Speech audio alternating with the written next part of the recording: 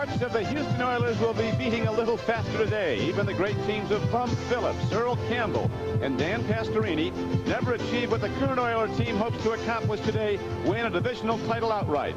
Jerry Glanville's Oilers had only 2 beats of the clock left last month when Tony Zendejas nailed a 28-yard field goal to beat the Bengals by 2 points.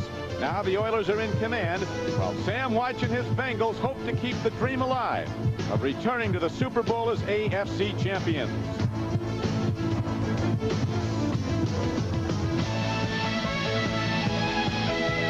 NBC Sports presents the National Football League. Today, it's the Houston Oilers versus the Cincinnati Bengals. Hey, it's warming up here in Cincinnati. It was 10 below zero last night. It's up to 10 degrees right now as two longtime rivals in the AFC Central are ready to tee it up in this most important game to be played in frigid conditions.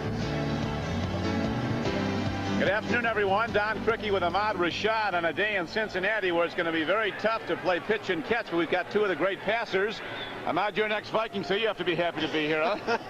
I am freezing. I'm not even trying to pretend like I'm not. Jerry Glanville, the coach of the Oilers, says this game will probably come down to the team that has last possession. And that's the way it was the last time they played. They went right down to a final field goal and Houston won it. Well, one of the things that Jerry Glanville coaches is he coaches his team to try to stay in the match just right down to the last minute of the game, and that's when they make their move. He also has told his team, like, the last 4 games are the most important games of the season. And as you know, this is the second to the last game, so this is a very important one for him. An Oiler win today, as I'm sure most of you know, gives them the outright division title. These teams are more than rivals. They are avowed enemies. Sam Wysche, the coach of the Cincinnati Bengals, says we not only want to beat Houston, we want to soften them up because we need Cleveland to beat them next Saturday night, too. Well, that's one of the tough problems. When you talk about distractions, I think distraction for the Cincinnati Bengals is the fact that they not only have to win, they got to soften up the Oilers, and they got to hope that everybody else beats everybody else. I think that can become a distraction. They just need to try to win this game. Forget about beating up the Oilers. Nobody has done that in the last 3 years. Of course, the big fact today going for the Houston Oilers is they've got a cold-weather quarterback who's been great over the years. Up in Canada, he was in Warren Moon.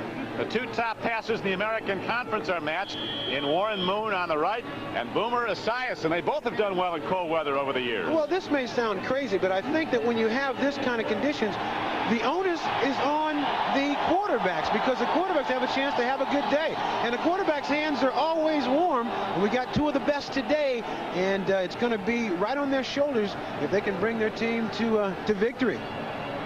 There's Jerry Glanville, says his team is not dirty, but admits we do live on the edge. This game is going to get rough, and it's going to get rough early. Sam Wysche saw his team fall in the closing moments last week, and now they stand at 7-7. They need a lot of help to get back into the playoffs. The defending AFC champions, the Bengals. They need Minnesota to beat Cleveland today. Then they would need Cleveland to beat Houston next Saturday night. And all that's dependent only on the Bengals beating the Oilers today. Bengals have to win. The Oilers do not. 1 win in their last 2 games. They're divisional champion. The kickoff comes down to Lorenzo White of the Oilers, and he takes it across the 20 and out to the 28-yard line. A 15-yard return. Ball's like a rock. It won't be a long kicking game today. There is Warren Moon, who quarterbacked 5 Grey Cup championship teams in Canada. His offensive line, one of the best with Munchak and Matthews, all pro players at the guards. Moon comes in as the highest-rated passer in the American Conference. Alonzo Highsmith is his bodyguard. Great blocker, good runner. Extra receivers come in. They go to the red gun 4 receiver set often. Warren Moon does not play with gloves on. After all his cold weather experience, says you're better off without them, or are you? He fumbles on the first play, and the Bengals seem to have the ball. David Fulcher, the all-pro safety, comes up for the first snap of the day to Warren Moon, a proven cold weather quarterback. Betrays him, and Jerry Glanville's Oilers lose the ball to the Cincinnati Bengals. This is what Jerry Glanville was worried about. He didn't want to start this game with a big play provided by the Cincinnati defense because that can be a rallying point and can turn the thing around right away. It just looks like Warren Moon did not receive the snap. The ball's just floating around there on the field, and Fulcher, who is one of the best big play men in all of football, comes up with a huge play in a game like today. and all of a sudden momentum just turns around on a defensive play, and Cincinnati has it. Esiason getting excellent field possession on the turnover on the first play from scrimmage. James Brooks angles into the Oiler defense, and he's down close to the 22-yard line, where cornerback Steve Brown knocked him down. James Brooks, over 1,100 yards rushing. Anthony Munoz, the consensus All-Pro. This is the best running team in the National Football League. The Cincinnati Bengals, they run behind a terrific offensive line. James Brooks and Stanford Jennings, the starting runners behind Esiason. McGee, Brown, and Holman are the starting receivers. And they go to the 4-receiver set. A rookie, John Garrett, will come in today. As the Bengals now go on 2nd down and 6, and here is a throw, wide open man, caught down at the 8-yard line and then lost. Tim McGee had it. He is ruled out of bounds, and then he lost the ball anyway. Oh, it looked like that guy almost knocked him out of bounds, though, Don. It looked like if the defender hadn't hit him, he may have had a chance of coming in bounds. Let's take another look at it. You see Patrick Allen there covering Tim McGee. He's going up for the ball. Now watch as he's getting ready to come down. He's knocked out of bounds. There's another. There's a great look there.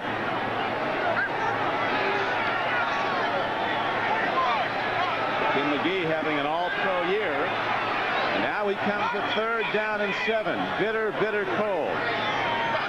The Bengals, as you know, go from scrimmage without huddles quite often, and the Oilers don't call many defensive huddles. In fact, Glanville says they haven't called one in 6 games. Here is Esiason, play fake into the end zone. Eddie Brown has it, and it's a touchdown for the Bengals. So in the bitter cold, the Bengals strike quickly. A fumble by the Oilers on their first play from scrimmage. 3 plays later is turned into a 22-yard touchdown. Esiason to Eddie Brown. And Don, you mentioned about this Cincinnati Bengal running offense, and I think it's because of the threat of that running offense that Boomer Esiason was able to have so much time to throw this ball. You got to worry about him running the ball. Boomer will fake. Now watch Eddie Brown fake the pass and just take off. The ball is thrown in the air right now. Now watch this little push by Patrick Allen before the ball gets there. Just great concentration on the part of Eddie Brown to stay with that ball and come up with the catch. Eddie Brown's 41st catch of the year, his 4th for a touchdown. A season ago, he was the leading receiver in the American Conference, had almost 1,300 yards receiving. Here's another look at it. Watch Patrick Allen with the little elbow push there right at the end, but he catches that ball. He's way inside.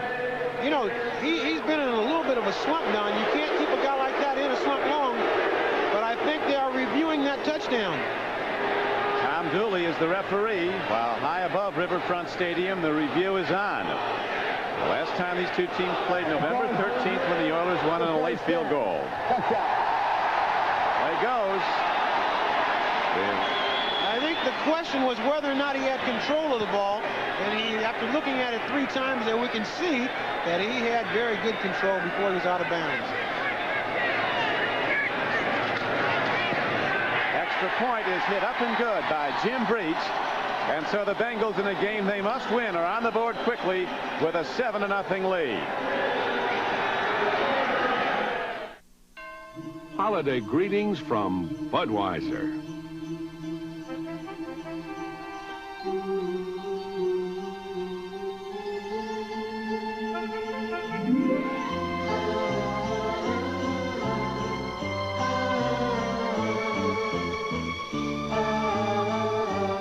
The people who bring you Budweiser wish you and yours the very best of everything this holiday season.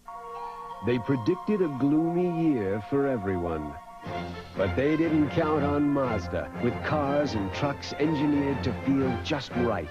Now Mazda is racing toward an all-time sales record, with record-setting deals that can save you up to $1,000 now. So come get a record-setting deal at the Mazda Race to the Record. At your local Mazda dealer now. Did you know that now almost any size business can save with AT&T? If your business is spending as little as $50 a month in long distance, you can save 10 to 28% or more with the new AT&T Pro Watts. It works over your regular telephone lines, and you automatically get bigger and bigger discounts. The more you spend, the bigger the discounts. Whether you're spending $50 a month up to $5,000 a month, we have the one plan for you. Call us. We'll even waive the sign-up fee. Pro Watts, another AT&T advantage. Past Eddie Brown from Miami, Florida, and the University of Miami with a touchdown reception as the Bengals jump on the Oilers quickly to start this game 7-0. Warren Moon fumbled the first snap from center, and then 3 plays later, Esiason on a 22-yard throw, a strike to Eddie Brown, who made a terrific play in the end zone.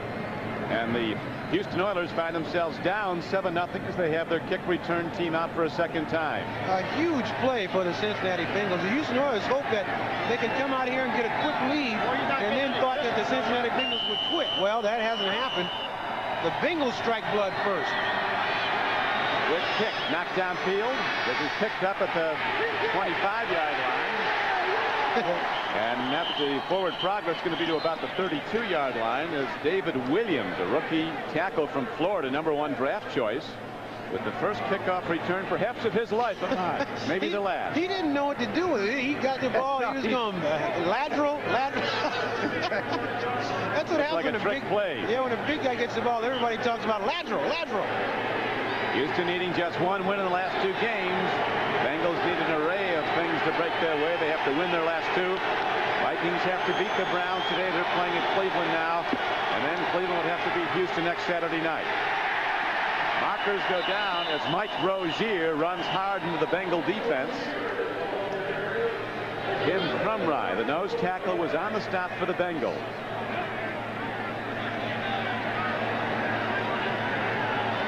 Illegal use of hands signaled by referee Dooley. Or rather, Jim Tunney is our referee, and he signals illegal use of hands. It's their first down. Well, the Oilers not starting this game like they wanted to. Their first possession, they give the ball up to the Cincinnati Bengals, and now all of a sudden they start this one with an illegal use of hands penalty. A couple of weeks ago, as you know, Matt, the Oilers on a snow-covered field at Pittsburgh were behind, and they rallied to beat the Steelers. They've really been putting on the playoff drive down the stretch run from the shotgun. Warren Moon on 1st and 20. Lost it downfield. Here's a strike out to the 26-yard line. And that's where forward progress will be. Lewis Phillips came up on Haywood Jeffries, number 84, who made the reception. This is a lot of the times where Houston is most dangerous because they have those 4 wide receivers in. They're tough to match up man-to-man, and Moon here just looking for Haywood Jeffries. And it's a very smart play. You don't want to try to get back the entire, all that yardage back in one spot. You get 7, 8, and move yourself on down the field. A lot of times quarterbacks try to get it back all in one play and end up throwing an interception. Warren Moon, 1 year and a 16-game season in Canada, passed for almost 5,700 yards, a pro football record. Against the blitz, he lets it go long to Jeffries, but it's incomplete. Jeffries running in one-on-one coverage against Lewis Phillips. Ricky Dixon came on the blitz. You see Warren Moon picking the blitz up very well and just lets that ball go. The only thing, the ball is just on the other side of the receiver. They had a chance to get a big play. Anytime you got a blitz, you got man-to-man coverage on the outside. The receiver has to be alert and the quarterback has to be alert. And on that one, they just misfired because Warren put the ball on the opposite side of the receiver. Eric Thomas got there a second late. Now it is 3rd down and 16 for the Oilers, who trail 7-0. At the 20, Crumry as the first man to get him. Tim Crumry coming back from that leg fracture he suffered in the Super Bowl, playing with a steel rod in his leg, and he will for the rest of his career, but he's back up pretty much to full speed after the injury. Now, one of the things Crumry is so tough at, he's so intense. He has a lot of intensity in there, and he's always chasing the ball.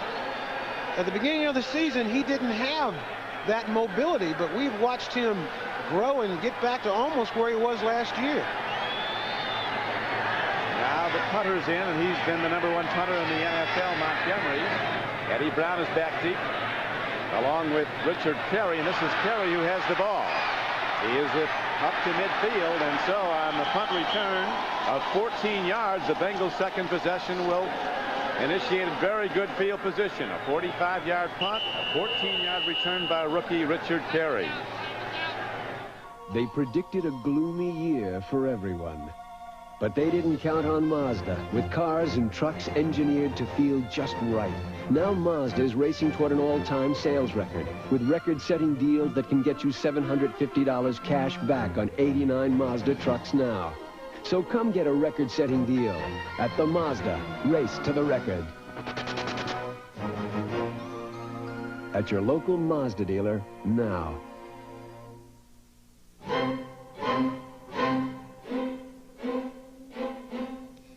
Some people see shaving as something you do for 3 minutes a day. At Braun, we see it as something you do for a lifetime. And we think you should make the best of it. The Braun Shaver, with its 3 shaving positions. Designed for those who choose to make a virtue out of necessity. Braun, the world's #1 selling foil shaver. Oh, 5 more minutes. It's our anniversary. Let's call in sick. Can't. Oh, 10 years deserves something. True. Haven't I made you coffee for 10 years? Haven't I had to drink it? Now, come on. Why? Show your friends this. Happy anniversary. Oh, it's beautiful. The Diamond Anniversary Band. This year. Tell her you'd marry her all over again. Okay, I'll show him. Tomorrow. NBC Sports coverage of the National Football League is brought to you by Budweiser, Beechwood aged for that clean, crisp taste. This Bud's for you. By Braun Electric Shavers. It is through superior design that superior performance can be achieved. And by Mazda Cars and Trucks. Mazda, it just feels right. The Bengals got a gift early, and it didn't come from Santa. A turnover on the first play from scrimmage. Warren Moon fumbled the snap from center. 3 plays later, the Bengals were in the end zone. Esiason to Eddie Brown from 22 yards out. And now the Bengals have the ball a second time, leading 7-0. Play fake. Esiason again. Downfield throw, and he's got Tim McGee. As his all-pro season continues, an 18-yard gain for McGee. And Chris Dishman was right there near the play. But when you have speed like Tim McGee, he's a 9-300 man. You got to give him room. And when he comes flying off the ball going 100 miles an hour, you must get back deep and protect that deep bomb. And when you do that, he turns left and picks up the first down. Tim McGee having a great year. Last year it was Eddie Brown. This year it's Tim McGee.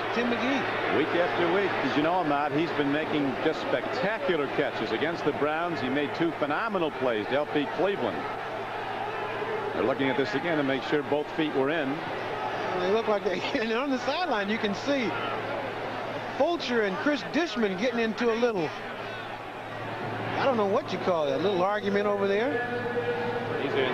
Very good catch. Very good professional catch. Both feet in. Despite the frigid conditions, Boomer throwing well.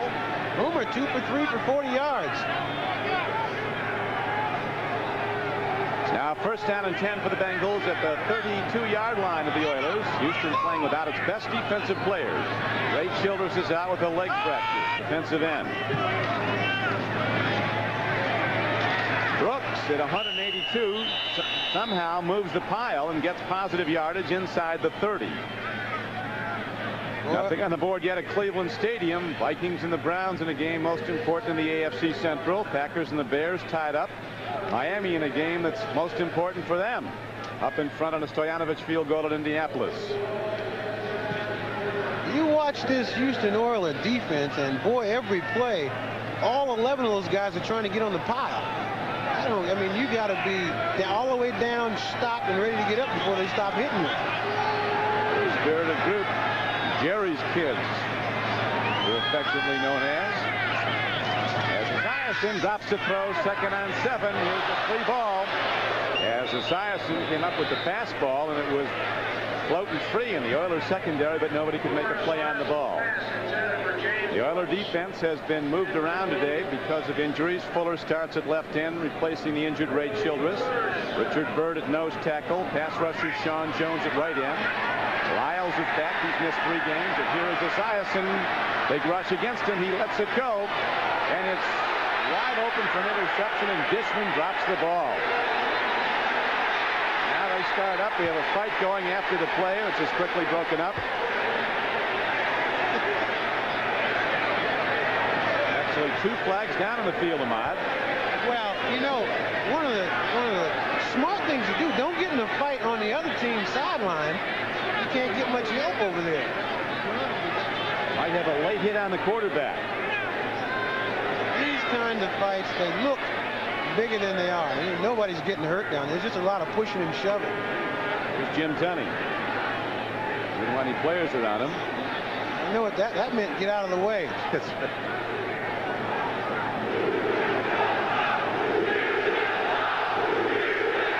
Now a derisive chant coming from the Bengal fans directed at the Oilers as a team. And the Oilers are trying to bring the chant on. You see Richard Bird? They like it. That's right. Glanville says when we get booed on the road, we must be doing something right. We have illegal formation. The offense is not set. We have 4 men on the defense. We have a personal foul roughing the quarterback defense. And we have a personal foul, number 78, late hit, Cincinnati. Now that's the most penalties I've ever heard of on one play. Jerry doesn't quite understand that either. Now this is the late hit right here. Boomer lets this ball go and then gets leveled. Chris Dishman has a chance. He shows why he's a defensive back and not a receiver by knocking that ball down. He's intercepted 4 this year. There's an enforcer for the Bengals, Anthony Munoz, the 285-pound all-pro tackler.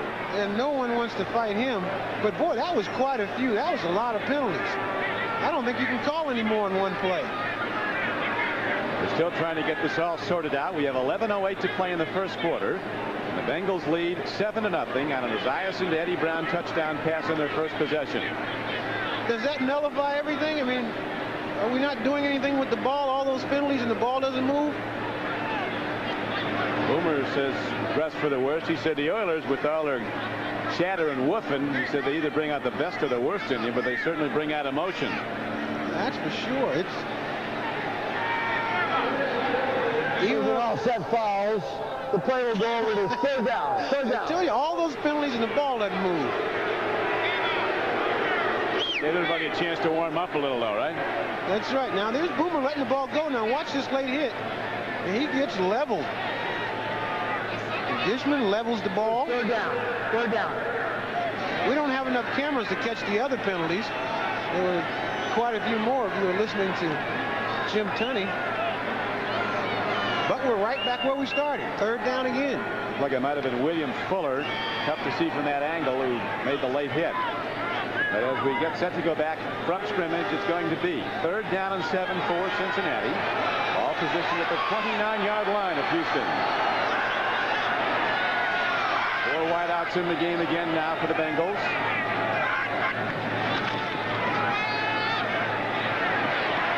Esiason floats it downfield and is caught by Tim McGee, and he's inside the 15-yard line. A 15-yard gain on a 3rd and 7 play. First down, Bengals. And Tim McGee talking to the referee right there about Patrick Allen's play. Very good catch by Tim McGee. That ball was a floater. It was a quail. Here you see the ball. I'm sure Boomer lets this one get away from him, and McGee gets a chance to go up and get it. And maybe that's that late hit that McGee was talking about. He was on the ground when Eaton came across him, number 21. Tim McGee out to a good start.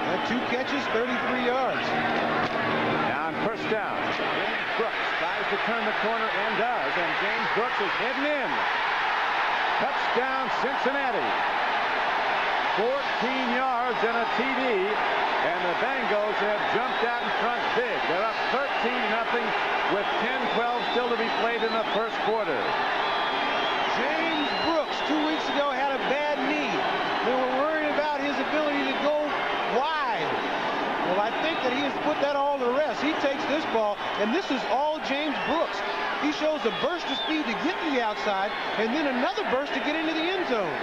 James Brooks one of the more underrated players in the league. Watch him get outside right here, gets around Brown, and now turns on the speed to get it in the end zone and just dives in. Just a very gutsy play by James Brooks, who is one of the best running backs in the National Football League. Can do everything. He says, you talk about Eric Dickerson, he can only run. He said, I can block, I can catch, and I can run. He shows us here just how well he can run. Again, we're having a review to see if he crossed the plane of the goal line. The linesman signaled that he did. It was the 9th touchdown of the season for James Brooks, if it goes. Brown just getting a shot at his foot now. He's in. Nobody touched him. Like a touchdown to me. It's a touchdown. Connie gives the signal, and the Bengals are on the board a second time. Jerry Glanville, bewildered or frozen, or both. I'm sure that the frozen part's true. Jim Breach hits the point after, up and good. And in the game the Bengals have to win to keep their dream of returning to the Super Bowl alive. They've taken a 14-0 lead. They predicted a gloomy year for everyone. But they didn't count on Mazda, with cars and trucks engineered to feel just right. Now Mazda is racing toward an all-time sales record, with record-setting deals that can save you up to $1,000 now. So come get a record-setting deal at the Mazda Race to the Record. At your local Mazda dealer now.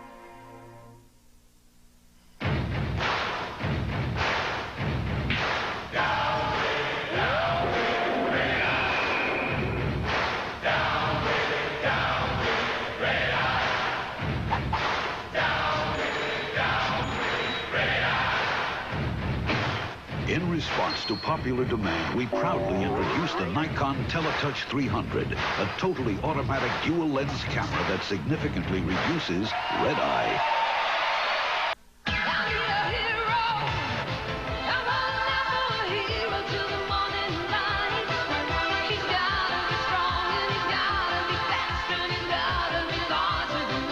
Hero cologne for men. When you have these, why would you need a Black & Decker power ratchet? Because it's faster, easier, and works in lots of places manual wrenches can't. The Black & Decker power ratchet. It's really turning a lot of heads. Come home to the best in college football as Auburn battles Ohio State in the Hall of Fame Bowl. Then number 5 Florida State takes on 6th-ranked Nebraska at the Fiesta Bowl. And a game that will determine the national championship as number 1 Colorado battles 4th-ranked Notre Dame at the Orange Bowl. New Year's Day, the best bowls are on NBC. It's unlikely that Jerry did leave him the tickets. He usually leaves them for Elvis or the Phantom of the Opera or Elliot Ness. Well, unless that guy underneath that mask is Elvis, I doubt that Jerry did leave that. Yeah, that would be news. So the Bengals ready to kick off for a 3rd time, and the game's not yet 5 minutes old. They lead it 14-0. Really turned on the first play from scrimmage, almost an onside kick attempt, and the Oilers fumble around and finally come up with the ball. Looked like Bob Morosco, rookie tight end from Penn State, who got it. Nothing on the board yet in the first quarter at Cleveland between the Vikings and the Browns. Packers have gone in front of Chicago. Miami controls its own destiny, at least as a wild card. Miami winning today, and next week against Kansas City goes to the playoffs as a wild card regardless of what Buffalo does. Miami still with a good chance to win the division if the Bills falter. And they have been faltering lately. Scott Schwade's just ran back a punt 70 yards for a Dolphin touchdown at Indianapolis. Warren Moon and the Oilers try to get it going.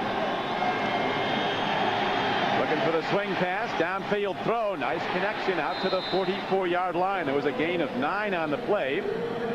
Ricky Dixon comes up and blasters Drew Hill, but he held on. Now to New York and NFL Live. Here's Bob Costas. All right, Don, and here's the Scott Schwade's punt return you mentioned a moment ago. Ron Stark boots it for the Colts. Schwade's fields it at the 30, and 70 yards later, he's in the end zone. The Dolphins do, as you said, have a crack at the title in the AFC East, and they're a wild card for sure if they win this one and beat the Chiefs at home next week. 10-0 Dolphins in the first. Thanks, Bob. Set to go now from scrimmage on 2nd and short. The Oilers busted ahead and get a first down. They're out to the 47-yard line on a run by Mike Rozier. He was a training camp holdout after being a 1,000-yard rusher a season ago. A former Heisman Trophy winner from Nebraska. He has been hampered by injuries this year. He's coming off his best game at 83 yards last week against Tampa Bay and just 13 carries. I really think that holdout in training camp really played a major role in the way his season has gone this year, but he's starting to get hot right when it counts. Could get it a lot today. Oilers need big plays now, down 14-0, and an errant throw by Warren Moon. Trying to go out to Ernest Gibbons on a turnout. Reminder to our viewers that we'll be selecting the Budweiser most valuable player for today's game at the conclusion of the game. Front 7 for Cincinnati. McLennan still at left end for injured Jim Scow. They make wholesale substitutions when they go to their all-out pass defense. Richard Carey's been a surprise, the defensive back. Two of the best cover corners in the league are Phillips and Thomas. It is 2nd down and 10 for Houston. Here's Alonzo Highsmith. Doesn't get much. Maybe 3 as he's out close to the 50-yard line. Bring up 3rd down, and the Oilers will need at least 7 as Reggie Williams playing his last home game. The 14-year veteran from Dartmouth. A standout on the field and a leader on and off it. And a great player too, Don. Just a great player. And I know that he's having a lot of mixed emotions when it comes down to your last game at home. Cincinnati City Councilman is Reggie Williams. Cornerstone of the community. And of the Bengal defense as Warren Moon rolls out. Needs 7 yards. And he has nobody open. He just grounds the ball near a receiver. No foul call because there wasn't any. But Skip McClendon had the heat on him, and the Oilers have to punt the ball. What Warren Moon likes to do with that little half rollout is stop and throw back the other way. But because of all that pressure he's getting from the other side, he could not stop. He had to keep rolling out, and once you keep rolling out, you really can't throw all the way back across the other side of the field, so Moon threw it away.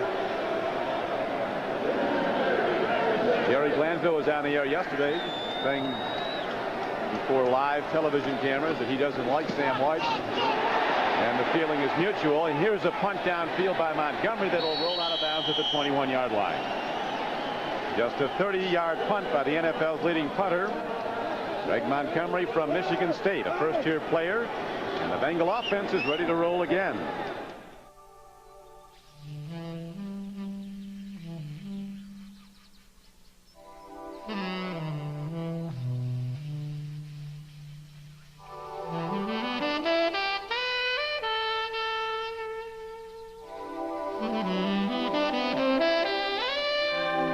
Life's full of simple pleasures, like the comfort of Levi's jeans. Or had you forgotten? It began as a game. It turned into a battle. And now, it's out of control.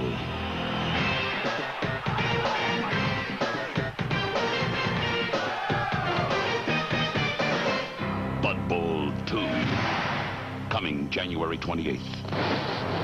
This time, it's war. This is really weird. I have to shampoo a lot. And every time I do, my hair gets wet, but my scalp gets dry. It's tight and itchy. The more I shampoo, the drier it can get. Now, I can't stop shampooing, but I can use this. New dry scalp shampoo from Head & Shoulders. Made a different way, so it doesn't dry out your scalp like those other guys can. Try Head & Shoulders new dry scalp shampoo and help wipe out dry scalp. NBC Sports serves your need to know all week long. Dial 1-900-454-3500 for NBC Scores Plus. 24 hours a day, 7 days a week, anywhere in the USA. 14-0 Bengals in the first quarter. Don Prigge with Ahmad Rashad. Ahmad, you going to make it all right, Phil? Yeah, I think I'm warming up. I'm warming up. It's going to get better. As this game warms up, I'm warming up. Well, it warmed up quickly for the Cincinnati Bengals, jumping right out to a 14-0 lead before 5 minutes were played in the first quarter. And now the Bengals are on offense again with Boomer Esiason at quarterback.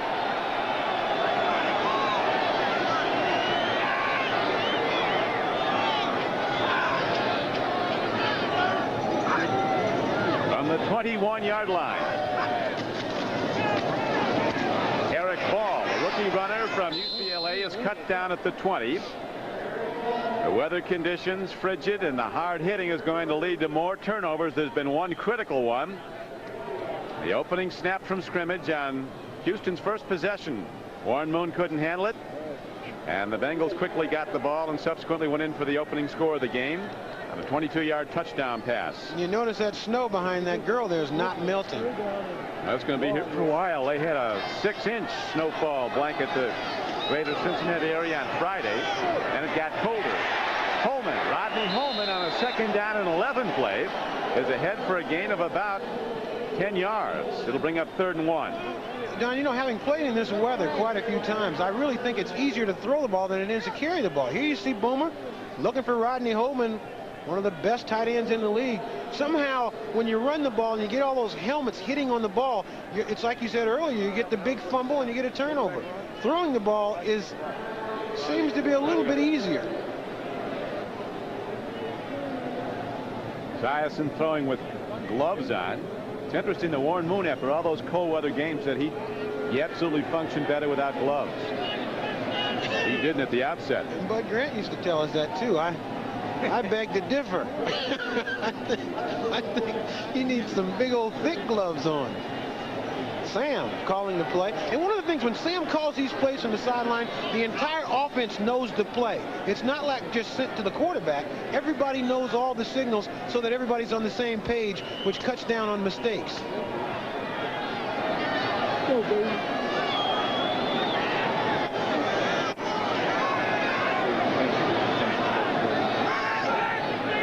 Third down, the Bengals need 1. Throw, and it's caught. Coming down with the ball is tight end Jim Riggs, number 87. Just his 5th catch of the year, but it's good for 4 yards and a 1st down. Game clock down to 6:34 to play in the 1st quarter. Sam Wysche, you're agreeing with me a little bit. It's a lot easier to throw that ball. Just a little nice half rollout by Boomer Esiason. Hits Riggs on the run. Nice tackle, 1st down. And Boomer keeps putting up those numbers, Ahmad. 5 for 7, 69 yards and a touchdown. This is a receiver's day. I mean, because you can miss tackles in this kind of a weather. One missed tackle, you can go the distance. The only suspect area of the Oilers team is their secondary. They've given up a lot of passing yards. Testaverde went for over 330 against them last week in a 3-point loss to Houston. Eddie Brown, who caught the touchdown pass on a 1st down throw, makes an 8-yard reception. Chris Dishman, one of the most loquacious of the Oilers. I notice that he's getting a little bit more quiet. They say he is just a Dr. Jekyll, Mr. Hyde. He's one of the most quiet, caring individuals off the field, but once he gets on the field, he gets a little bit crazy. Here you see Eddie Brown. That's what you want to try to do. You throw a little hitch pass, and if he can break this tackle, he's off to the races, and it's very hard to tackle in cold weather. 2nd down comes up now, and 2nd down and 2 is the play call.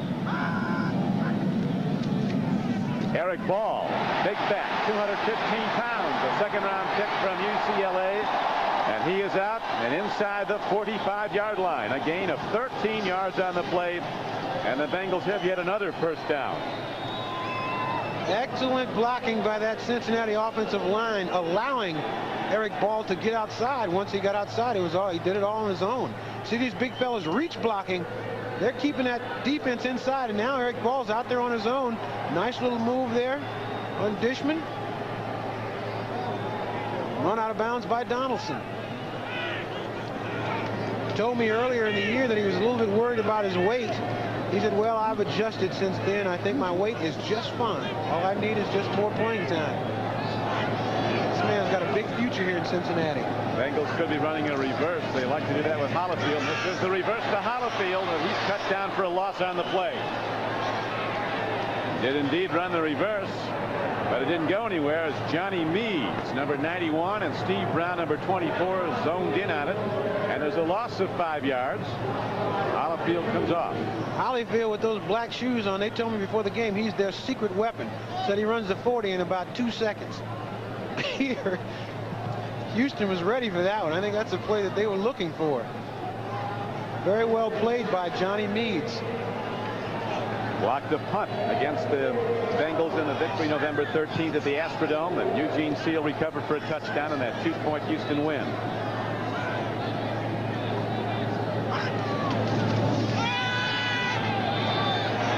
Downfield throw, and Rodney Holman brings it in at the 18-yard line.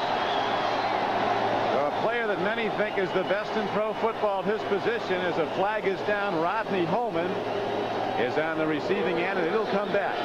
Legal use of hands call is signaled against the Bengals, gating a 30-yard throw from Esiason to Rodney Holman. Rodney Holman. Billy use of the hands. 65. Offense at second down. Still second down. Max Montoya a little upset about. Watch Max Montoya, number 65, right to the right of your screen in the middle. He's got, well, he got his hand caught in there just a little bit. That's, yeah, I'm sure Max would say that's a little ticky-tacky. Brings up a long yardage down now. Second down and 25 for the Bengals. He didn't grab him. He just got his hand caught in between his legs. Glanville says the no-huddle offense isn't so cerebral. We've beaten them 5 of the last 6 times we've played them. And they have. Here's a hard throw downfield, and a marker's down. They might have Dishman.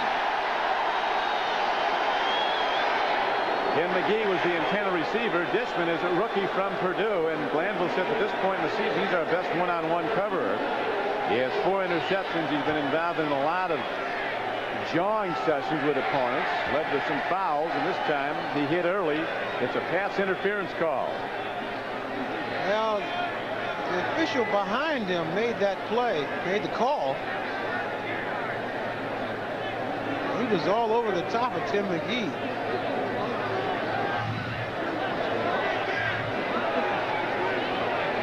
Having a little bit of discussion down there. Defensive pass interference, number 28, first down.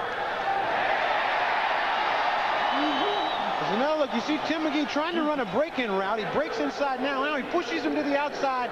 Now he'll come breaking across the middle of the field. Dishman right on his back and is very close. Very close. I guess these days now the defensive back can't touch the guy too much because it appeared to me they were both going after the ball. So the Bengals get a first down. It's first down at the 44-yard line of Houston. 14-0 Cincinnati in the first quarter. Esiason with a lot of time again. Threads it to Tim McGee. This time it's good for a pickup of 6 on the out pattern. Tim McGee knocked out of bounds by Bubba McDowell, a rookie strong safety that the Oilers are touting for Defensive Rookie of the Year. He's had a terrific year. 3rd-round draft choice from Miami. And Tim McGee also has had a terrific year because of his stats and his deep range possibilities. That's why he's always able to run that little 6-10-yard out and should be open all the time, because anytime you come up and try to defend against that, this young fellow will go right by you in a hurry. The fastest Bengal, Tim McGee. He was a number 1 pick out of Tennessee. Second down, a long 2 comes up for Cincinnati. Stanford Jennings, he won't get there. Knocked down at the line of scrimmage. It'll bring up 3rd and 2. Richard Byrd, 71, was on the tackles, along with John Grimsley, 59. Vikings and the Browns still scoreless. A rare day when the Browns are rooting for the Bengals and vice versa. Indianapolis is now on the board, trailing the Dolphins by 3 as we go to live action. Long ball, end zone. Eddie Brown, touchdown, Bengals. And that was 36 yards. So these quick, elusive Cincinnati wide receivers are eating up the Houston secondary. Early in this game, we have a TKO in progress. 4:45 to play in the first quarter, and the Bengals have taken a 20-0 lead. You got to give a lot of credit to Boomer Esiason. He caught Cincinnati trying to bring some players in. They quick snapped it, and he went deep right away. Robert Lyles was trying to call timeout before the play went, but he didn't have a chance. Boomer had already got that ball and fired it downfield to Eddie Brown. And that's what happens on that quick play offense. Boomer caught him napping a little bit. Ready to pick the point after.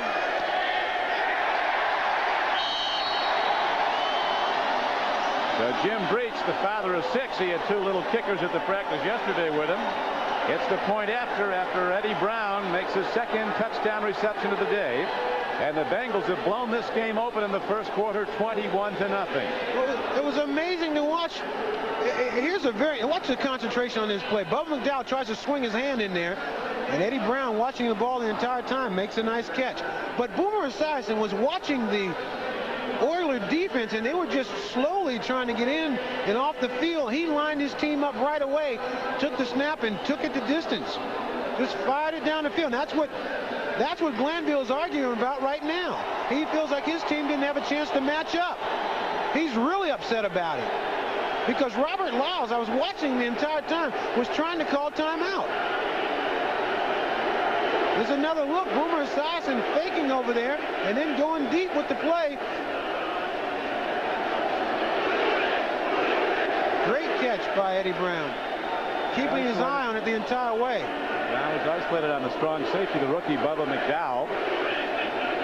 And Glanville trying to find out, wait a minute, we should get a chance to match up. That's been a continuing complaint throughout the league, that if the Bengals have an offensive substitution on the field, the defense has to be allowed to have one. I don't believe that the Bengals had a substitution. I think that they just quick snapped them. They just got up on the ball with the people that they had and went. I think, Ahmad, that Houston only had 10 guys on the field.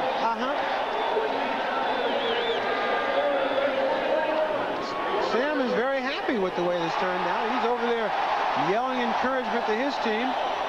Sam's not going for that mic again, is he? Not just yet. We knew when he ran across the field last week he wasn't going to sing the national anthem again. Or shake hands with Chuck Knox. So it is a 21-0 game. Cincinnati in the lead. Lee Johnson set to kick off again.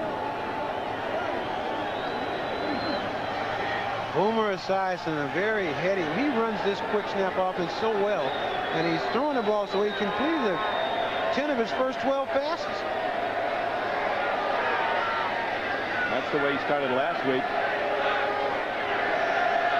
Real hot against Seattle. He tailed off at the end. Jim Turney, the referee, I guess probably warning Sam. Yeah, I think this could be a warning. I think he's warning Sam. The horse is out of the barn right now because this might be over. It's 21-0 in the first quarter. The warning is about 7 points too late. You have to point out again that Houston has a history of rallying from behind. They did it in similar conditions a couple of weeks ago at Pittsburgh. Looks like the Steelers had it, and the Oilers rallied to win it. They did it last week also, Don. Yeah, they had the big early lead and then held on. Ray Perkins, the coach of Tampa Bay, said after the game, I'll said it before and I'll say it again, the Oilers are going to the Super Bowl. Jerry Glanville did not take that as a compliment, though. He thought he was just putting the heat on him a little more.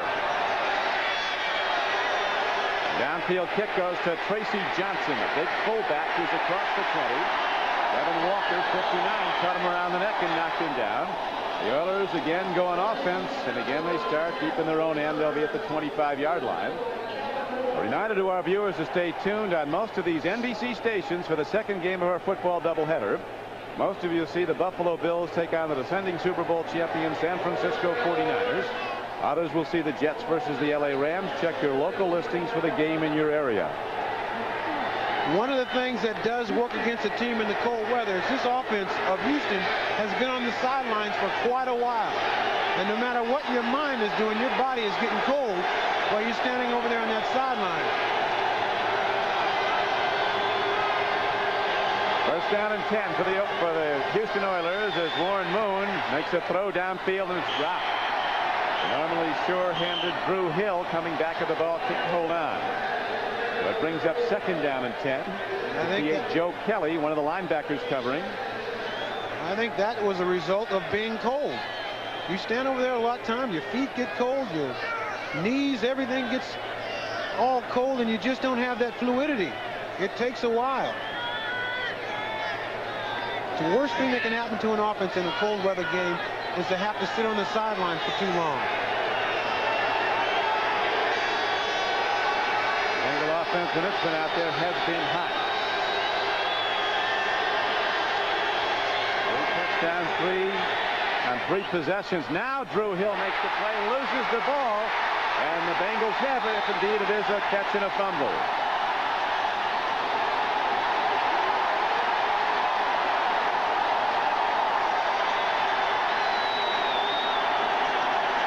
The ruling that Drew Hill caught the ball, then fumbled it. Harold Zander, outstanding inside backer from Tennessee, and up with the ball. Drew Hill here, coming up with a nice stretch, has the ball now, and then it just gets loose from him. I don't know if he really had possession of that ball. It didn't appear to me that he actually brought that ball into his body. Cincinnati trying to hurry up offense. Carl Zander with a nice play, but Cincinnati trying to use their hurry up offense, trying to beat the replay official, hoping they could get a play going before they took another look at this, and that's what they're doing now. Taking another look at it, so we'll show you another look at it. Warren Moon firing to Drew Hill. Drew Hill's outstretched arm now as he brings it down. It doesn't appear to me that he really had possession of that ball.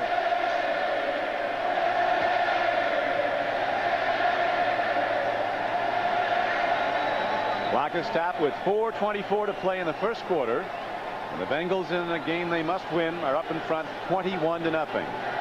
Well, here's another look. Drew Hill stretching out as he brings the ball in. Now the ball's out of his hands and on the ground. And it just doesn't appear to me that this is a catch and a fumble. I don't think he ever had control of it. And I really think that has a lot to do with you set a receiver on the sideline a long time. In this weather, you get very cold. And a lot of catches that you make that are routine catches for you all of a sudden become very hard. And that's what happened to Drew Hill. There was high praise that Sam Wysche had for Warren Moon yesterday when we met with Sam, saying of the quarterbacks we've studied, the 2 most accurate in the NFL are Joe Montana and Warren Moon.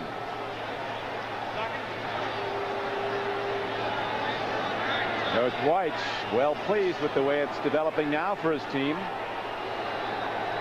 He's always at odds with the officials, though, a lot of the time. He's trying to get the clock. He's trying to get the replay people to hurry up. I got to know they're going to reverse this, because it just wasn't clear that he had that ball before it got away from him. And Sam just wanting something to happen quickly. I'm sure a lot of the players do too.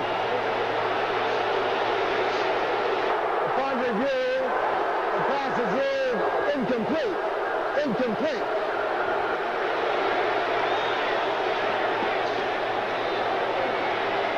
Here's another angle at this. You watch Drew Hill outstretched as he brings the ball down now. Right now it starts to come out. I just don't think I mean, it's obvious he didn't really have the ball in his possession before it got out of there. A very good call by the replay officials. So Warren Moon and the Oilers maintain possession, but they're in a deep hole, down 21-0 with 4:24 to play in the first quarter. They need some reps. They need to get this offense going. They need a drive. They need something to feel good about themselves. They need just anything to get 3 or 4 plays off in a row. Third down, they need 10.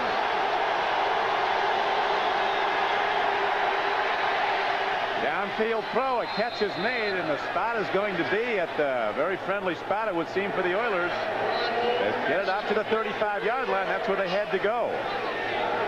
They're falling back at the ball.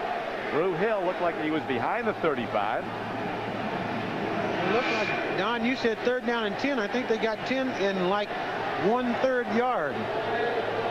Drew Hill making the catch. Fans don't like it on the replay. No, it just depends on where they mark that ball. And they mark it right at the 35, which gives them a first down. Drew Hill's been hurt a lot. Missed a lot of training camp, but at 33, all that does is save your legs. He is the big play receiver on this football team. He has been a great, great player since coming here from the Los Angeles Rams. Drew Hill in his 11th year. Misused when he was at the Rams. Said all they did was hand the ball off to the running back. Moon goes to the run. The big back taking it at him. Alonzo Highsmith, number 32. And Highsmith is knocked down at about the 38-yard line. A gain of about 3 on the play. Now in the second quarter at Cleveland Stadium, Vikings and the Browns still with nothing up. Chicago's rallied to tie Green Bay. Miami continues to lead the Colts by 3. Pittsburgh still has a playoff shot. Things would have to break their way. They have to win their last 2. They're a 7-7 team and in command of New England at the moment.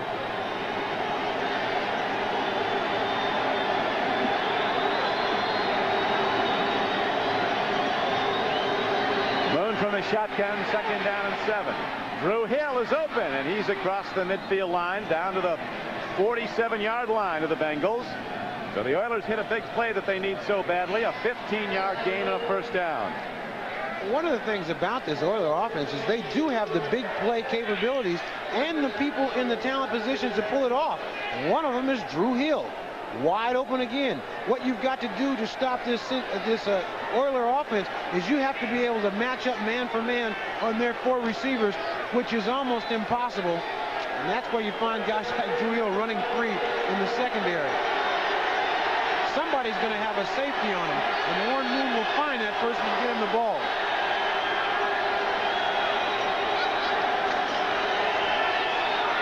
Lorenzo White turns upfield on a first down carry. He is ahead for maybe 2 yards. Jason Buck, number 99, defensive end, was on the play along with Crumride.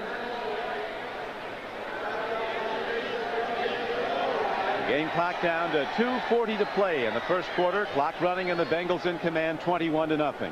The Oilers every now and then trying to sneak a running play in, trying to control Joe Kelly, Carl Zander, Leon White, and Reggie Williams, those Cincinnati linebackers, to try to keep them out of those passing lanes. Last season, the AFC Central sent 3 teams to the playoffs. Cincinnati, Houston, and Cleveland. Right now, it would appear that only the divisional champion is going to go.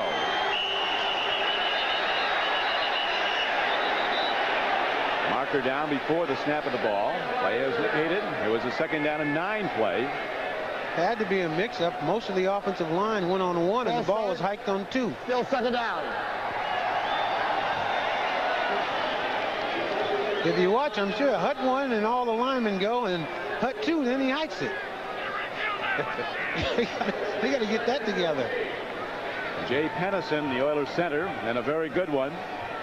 A misconnection early in the game turned this game around when Moon fumbled the opening snap. Oilers lead the league in penalties. Do you get an award for that? They usually give an award for most other categories. Well, the Raiders have had Super Bowl winning years, Ahmad, as you know, on years that they won.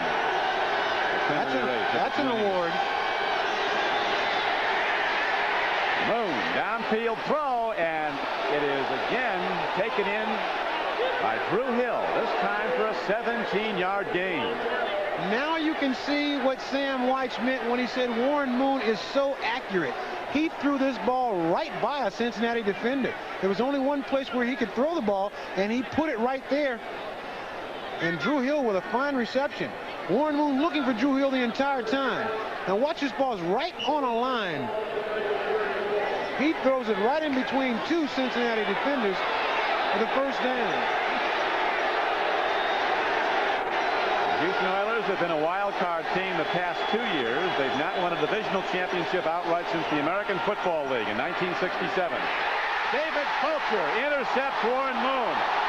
And Fulcher's not done yet. The all-pro strong safety who recovered the opening fumble now comes up with a 2nd turnover. The Oiler drive is stopped. David Fulcher with his 6th interception of this season. In this offense, the receiver and the quarterback have to read the same thing when looking at a defense. Ernest Givens, number 81, saw the opening to the inside. inside. Warren Moon thought it was to the outside. Watch number 81, Ernest Givens. He comes down here and goes over the middle. Now, when he turns right, Moon throws the ball back left.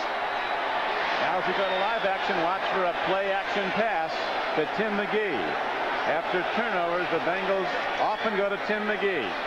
There's Esiason looking for him. He's not open, so he dumps it off to James Brooks. And he's out to midfield. It's a first down. A 12-yard gain and a first down. Inside linebacker John Grimsley with a knockdown. 240-pound strong safety David Fulcher from Arizona State with 2 turnovers today. This is the play that the Bengals like to do. As you said, Don, once they get a turnover, they like to try to come back with a big play. He can't find Tim McGee, but he does find James Brooks.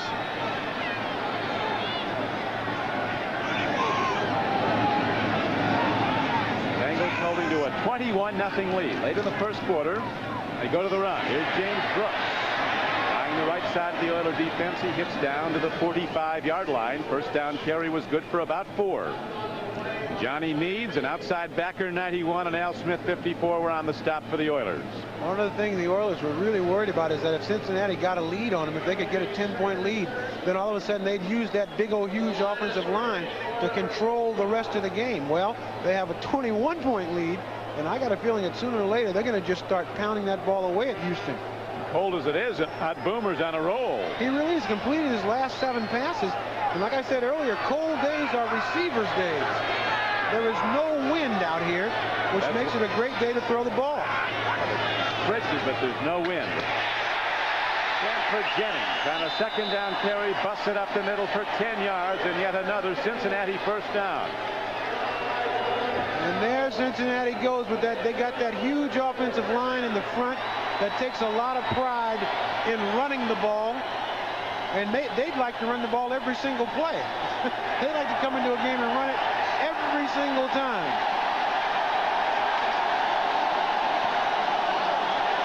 That'll do it for the first quarter of play as the Bengals have taken command 21-0. My dream car would be a truck, a Nissan hardbody. I'd race in Baja. Whoa, wait a minute, time out. Make that the mountains. With nobody around except my girlfriend. And a pizza. And my boss. Somebody's got to wash the truck.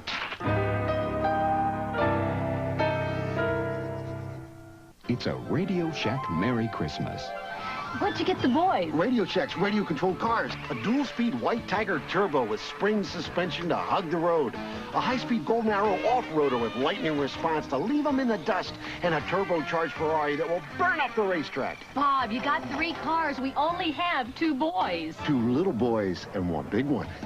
Radio-controlled cars from $9.95 to $119.95. Only at Radio Shack, the technology store. In 1859, Isaac Cook created a Great American champagne to launch the Great American Clipper ships. Today, people are still launching celebrations with Cook's Imperial American Champagne. Get it, boys! Isn't there someone you know who could use a skill twist this Christmas? The skill twist. The practical gift for practically anybody. New Year's Day, come home to the best in college football. Kick off your day with the Hall of Fame Bowl. The Southeast Conference co-champion Auburn Tigers, the Giant Killers, battle the high-scoring Buckeyes of Ohio State. New Year's Day, the best bowls are on NBC Sports.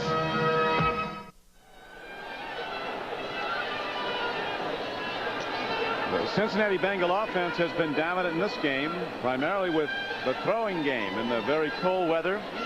Esiason with 2 touchdown throws to Eddie Brown. James Brooks with a 14-yard touchdown run. And we're set now for the start of the second quarter. The Bengals are in command 21-0.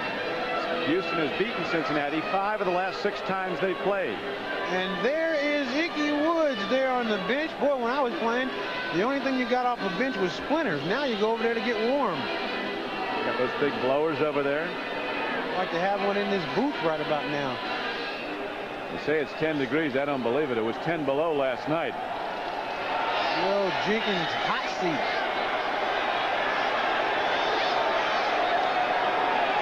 Now the people that are on the hot seat is the Houston Oilers defense.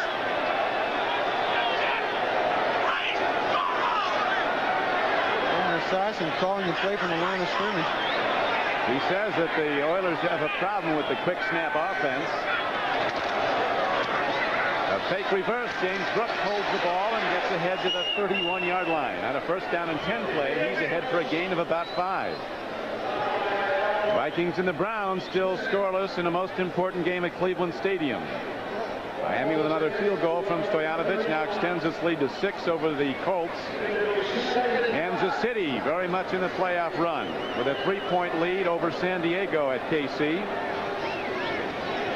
Pittsburgh very much alive with a 14-3 lead in the second quarter over New England. Houston Oilers behind 21-0 today.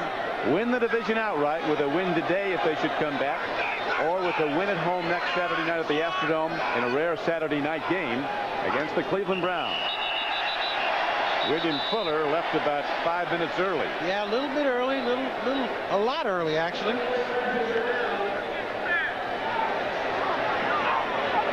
Jim Coney now going to check things out and see if there's any motion in the offensive line that brought him off.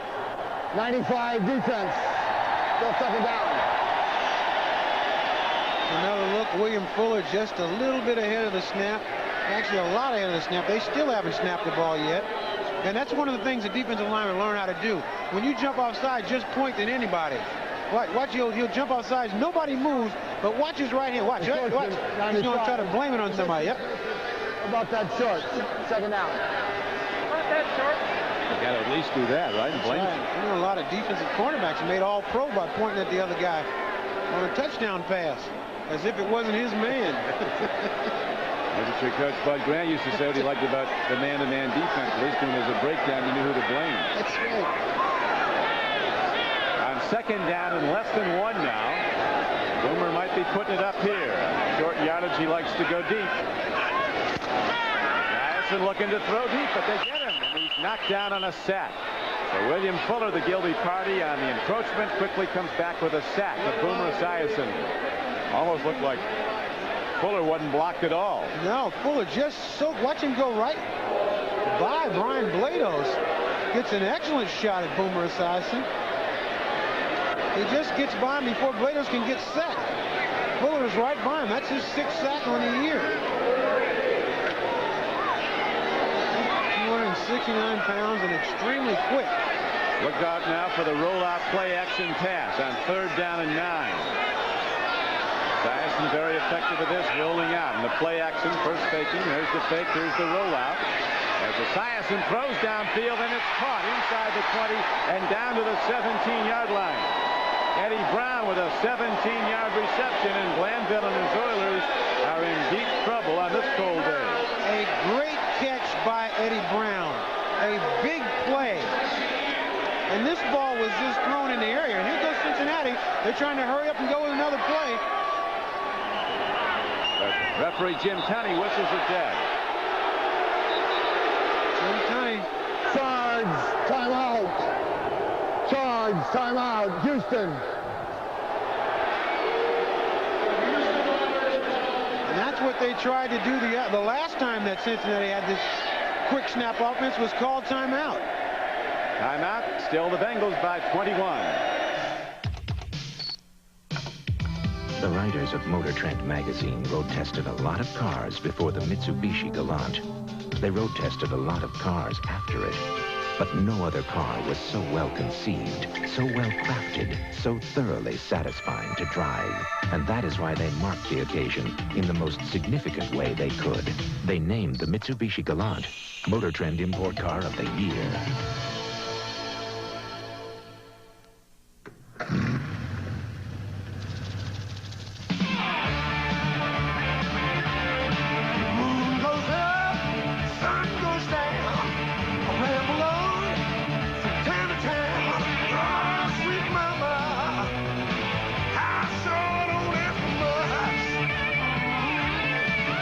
I'm just headed for the mountains.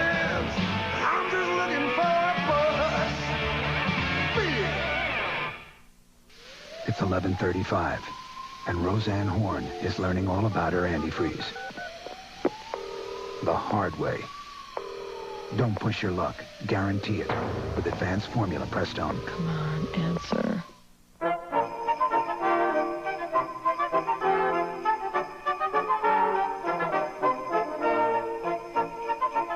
Happy holidays from all of us at Angel Soft and Georgia Pacific. A classic Christmas ballet comes to the ice with America's sweetheart, Dorothy Hamill. It's a holiday special for the entire family. NutraSweet presents Dorothy Hamill in the Nutcracker on Ice. Next Saturday on NBC Sports World. Happy holidays, everyone. If you will look to the right of your screen over here, not this play, but the next one, you'll see him calling timeout. Right there is his hands. That's Robert Lyles, and anytime they get in that quick snap situation, he tries to call timeout. He tried to do that earlier, and they got off a bomb for a touchdown. Didn't work. This time he got the attention of the official, and Robert Lyles called the timeout. They say Robert Lyles is one of the most intelligent guys. I was talking to Floyd Reese, the linebacker coach, said this guy could play almost any position. Very intelligent football player. He's playing on a tender knee. He's been out 3 weeks with a knee injury, Robert Lyles, one of the key defenders for the Oilers. Now Esiason goes to the run. Stanford Jennings doesn't find much there. On a 1st down and 10 play, he takes the ball down to the 16-yard line. We still have 12 and a half minutes to play in the first half. The Bengals are in the lead 21-0. And Lyles in on that tackle. They also say he is the spiritual leader of this football team. He's the guy that came up with the House of Pain for the Astrodome. 60-year linebacker out of TCU, Robert Lyles. This Detroit Lion team isn't bad as the season wears on. Going for the 4th straight win today.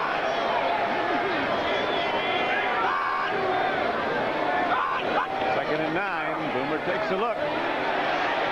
Out pattern. Stanford Jennings inside the 10, spinning down to the 6-yard line. It was a 2nd and 9 play, and he got about 8. It'll be 3rd and short now for Cincinnati. Very nice move by Stanford Jennings, trying to spin inside and pick up that 1st down. And he did pick it up. Very nice move. Watch at the end of this play. Boomer Esiason looking downfield, knowing that he always has Stanford Jennings out here in the flat. Now watch right at the end. Stanford Jennings makes this little twisted move back inside and gets the 1st down. Stanford Jennings, a guy who plays every position on this offense. Yeah, he's an undersung and very valued performer on this Bengal team. A 60-year runner out of Furman, Stanford Jennings. Now the play fake is the ball into the end zone. It's yet another Cincinnati touchdown. Sam Wyche's passing game has worked into perfection as the tight end Rodney Holman comes down with the ball. 8th touchdown catch of the year. He leads all NFL tight ends and TD receptions. And the Houston Oilers had to be thinking about the warmth of the dome and playing Cleveland next Saturday night, because they sure aren't in this one. That's a very tough position to be in. Glanville knows it, that you don't want to go into a game thinking, well, if we lose this one, we'll win the next one. But here is this year's best tight end, Rodney Holman, making a great catch right there for the touchdown. This Houston Oilers team, boy, it just starts to fade away on you when you say, oh, if we don't win this one, we'll win the next one. And the extra point by Jim Breach is up and good, and the Oilers now find themselves down 28-0. The Mitsubishi Mirage. Buy the special edition Mirage EXE and get air conditioning and AM/FM cassette at no extra charge. I just did something incredible. 5 minutes ago, I had gray hair, but now I don't. And this is what did it. New Option Instant from Clairol. The advanced way to get rid of the gray. Option Instant for men is different. With theirs, you have to pour and mix ingredients, but Option's the advanced way. All you need is this. It's so easy. And only 5 minutes later, your natural-looking color's back. The hair feels thicker, too. New Option Instant from Clairol. The advanced way to get rid of the gray. The Mitsubishi Mirage. Buy the special edition Mirage EXE and get air conditioning and AM/FM cassette at no extra charge. I thought, this isn't a little quake. 504, it just felt like a giant jackhammer hit the house. The Allstate claims adjuster was driven down here and introduced himself as Roger. He just took me around and consoled me and told me that we were going to get a place to stay in, we were going to be able to rebuild, and then he did something he didn't have to do. He started climbing right up there and hauling stuff out for us. You know, you listen to these ads about you're in good hands, and if you don't go through it, it's just one more ad that you laugh at. Well, I won't laugh at it now. NBC Sports coverage of the National Football League is brought to you by Mitsubishi, bringing you a full line of award-winning automobiles. See them all at your Mitsubishi Motors dealer. By Allstate. For home, auto, and life insurance, you're in good hands with Allstate. And by Michelob. One taste will tell you why the night belongs to Michelob. There's a Bengal fan prepared for the worst, but so far he's seen only the best. As Cincinnati has jumped all over Houston, has taken a 28-0 lead. Ziason's third touchdown pass of the first half went to Rodney Holman. The other two to Eddie Brown. James Brooks also ran 14 yards for a Bengal score. The Bengals had been looking for an offense for the last few weeks. It looks like they found it today. One of those weeks somehow where you wish you could save some. Yeah. Kickoff downfield to Tracy Johnson. A 230-pound blockbuster takes it to the 30. Breaks the wedge and gets out to the 31-yard line.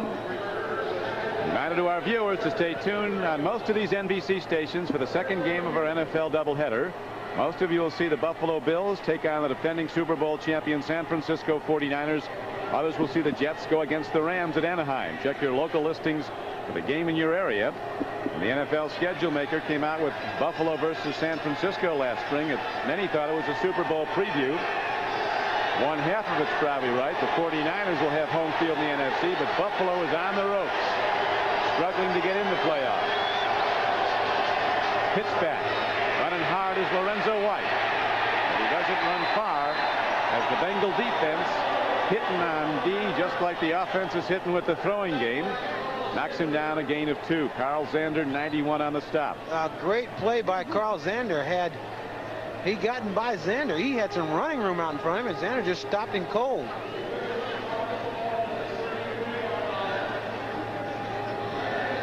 Ten minutes and 30 seconds to play in the first half.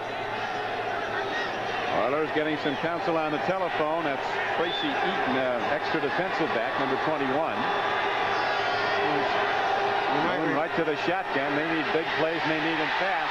Warren Moon on the run, and they get Warren Moon at the 32-yard line. A sack. Barney Bussey came up on him. Tua Tagovailoa is also on the play, number 96.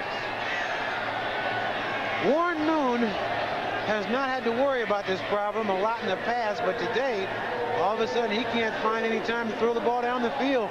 These Bengals are swarming. They are rumbling here in the jungle.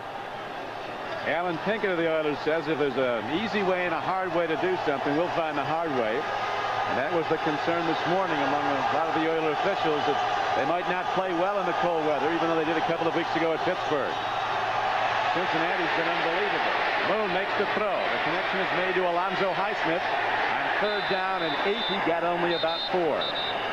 So the Oilers come up short again as they start up after the play. I'm sure not both these teams were warned by referee Jim Tunney about mixing up. The last time they played, there were 2 or 3 fights before the game. It's almost embarrassing, Don, to start a fight when you're behind 28-0. I mean, I see how things like that happen early on in the season. I mean, early on in the game, but as the game wears on and you're behind by 28 points, I think that your concern should be trying to get some points on the board and not fighting. We want to make mention to our viewers that because this game is a blowout at this point, 28-0, we'll be switching some of you to the close Miami at Indianapolis game. Everyone in the Cincinnati area and in the Houston area will stay with this game throughout. Charlie Jones and Merlin Olsen at Indianapolis, where the Dolphins and the Colts are hooked up. Last report, Miami was leading by 6. Here's a punt downfield by Montgomery. Richard Carey is back for Cincinnati. On the 12-yard line, he weaves his way out across the 15. There's a ball on the field, and the Oilers say they have it, and so does the official. So this is good change right now. At least going to be close as Dishman looks like the guy. Chris Dishman taking a bow for the Cincinnati home folks. He was the one that pulled that ball out of Carey's arms. Fumble recovery, Houston, first down. With this offense that the Houston Oilers have, watch it right there, and you'll see Dishman now putting his right arm over the top of the ball. Now he starts to yank. There's the ball on the ground. Dishman is down on top of it. Big play, and the first big play for the Houston Oilers. 8:43 to go in the first half. And after a second look, I think they're going to take another one. Now they're going to rule it's okay. The play goes. It is a recovery. Dishman gets the fumble recovery. Hands raised. They weren't raised when he was beaten for a touchdown earlier.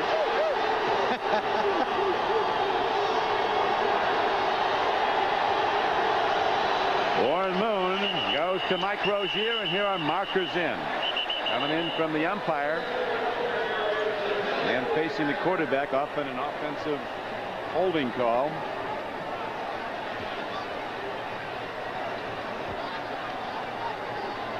Jason Buck was on the stop. He's the lead tackler.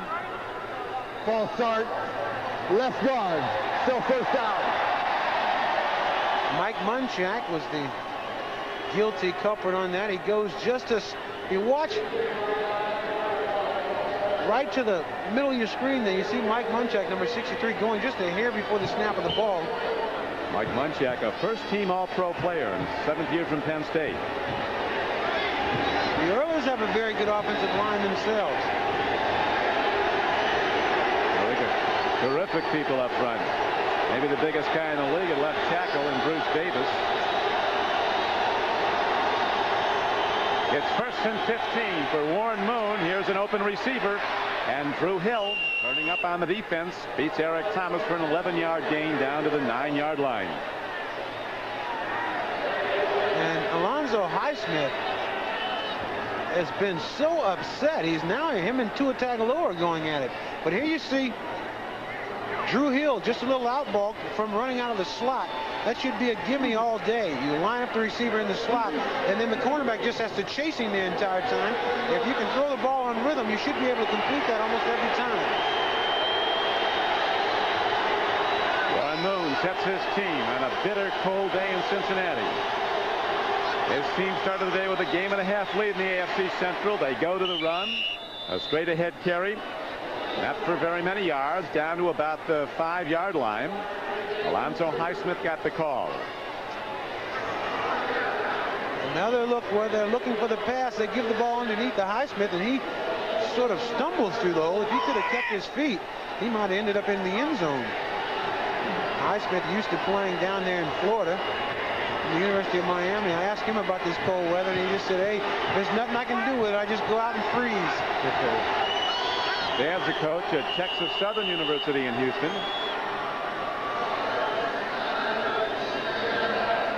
Now with 7:59 to play, a timeout is called by the Bengals, and Warren Moon gets a chance to get some counsel. It's a Radio Shack Merry Christmas. America shops at Radio Shack for everything in radios. Radios for wake-ups, sit-ups, weathercasts, newscasts, CBers, CDers, shortwavers, space savers, stereo mates, playmates, radios that are wettable, petable, and simply unforgettable. Tune in to hundreds of Christmas gift ideas from the leader in radio technology since 1921. A radio for every purpose at every price at Radio Shack, the technology store. You kept thinking, it will stop, it will at some point, but it went on forever. So there was glass everywhere. In the living room, I have a 700-pound soapstone wood-burning stove that had bounced all the way across the living room, sitting in the middle of the floor. It was obvious from the very beginning that our house was no longer habitable. When I called my agent and told him we needed to find temporary housing, within 48 hours, Allstate had written me a check to pay for our moving expenses and for our rent. I expected bean pushers, and I got sensitive people instead. The headlines today on NFL Live: Mike Shanahan, offensive coordinator of the Broncos, turning down a reported $600,000 a year contract to coach the University of Kentucky. Ralph Wiley reporting that Alabama junior Keith McCants will leave school to enter the NFL. He, by acclamation, is rated the #1 player in the college ranks this year by every professional scout. Jerry Glanville says the Oilers play better when opposing fans boo them.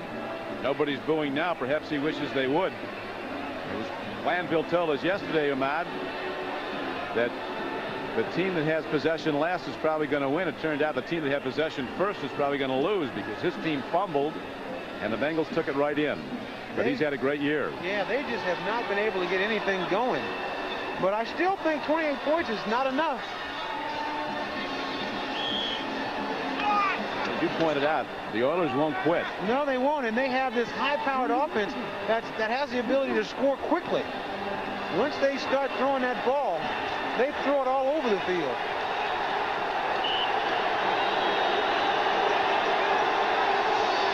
It's first down and goal from the 5-yard line for Houston. Oilers down 28-0. Pitch back, Lorenzo White. Hard strike put on him. Carl Zander was one of the lead tacklers along with Ricky Dixon, 29, a former #1 out of Oklahoma who hits like a rocket. You want to talk about, I always say that, cornerbacks don't like to tackle. If you take a look at this tackle, Ricky Dixon came up and just exploded through this tackle. I should say some cornerbacks don't like to tackle. Because Ricky Dixon, he's a safety. He likes to come up and unload on people. Well, he's really unload. It brings up a second down and goal from the 3-yard line.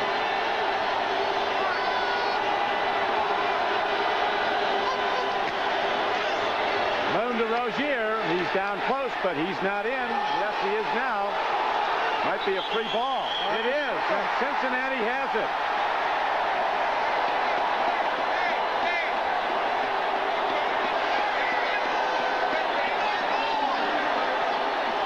Well, the Oilers at long last get a turnover, get down close, and then cough it up.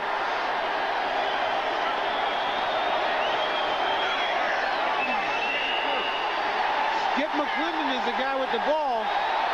He's taking a nice stroll through the end zone there, but with Rozier trying to fight to get into that end zone, and in all that traffic there, the ball just comes loose. And in the end zone is a touchdown. Now we have a moment. Let's switch to the Miami-Indianapolis game to Charlie Jones and Merlin Olsen.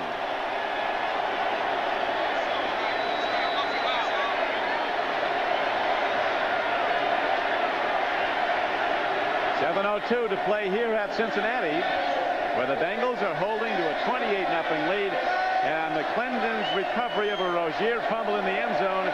Houston's only threat of this game so far is stopped, and the Bengals are ready to go 1st and 10 at their 20.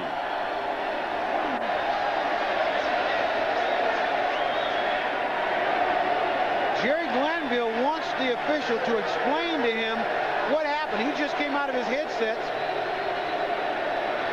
Here's the replay. Here's the replay. You'll see Mike Rozier with the ball here.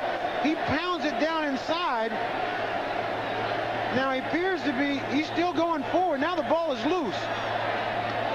There it is. He was on the ground, though, when the ball went loose. I don't think so. Well, I don't know if his knee was down. They'll be looking again. We'll find out. That's what Rozier is arguing, and so is Glanville, that he was down already. Here's another look, number 30. Mike Rozier hits up in there. Now he's still driving forward. Now he's down. The ball comes out. Skip McClendon falls on it.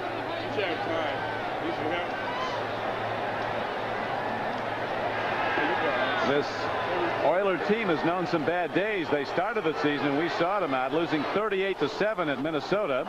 Upon review, the play stands. 2 weeks ago, they were absolutely destroyed at Kansas City, 34-0. They're behind 28-0 today. But along the way, they've managed to win 9 games, and they started this day in command of the NFC Central.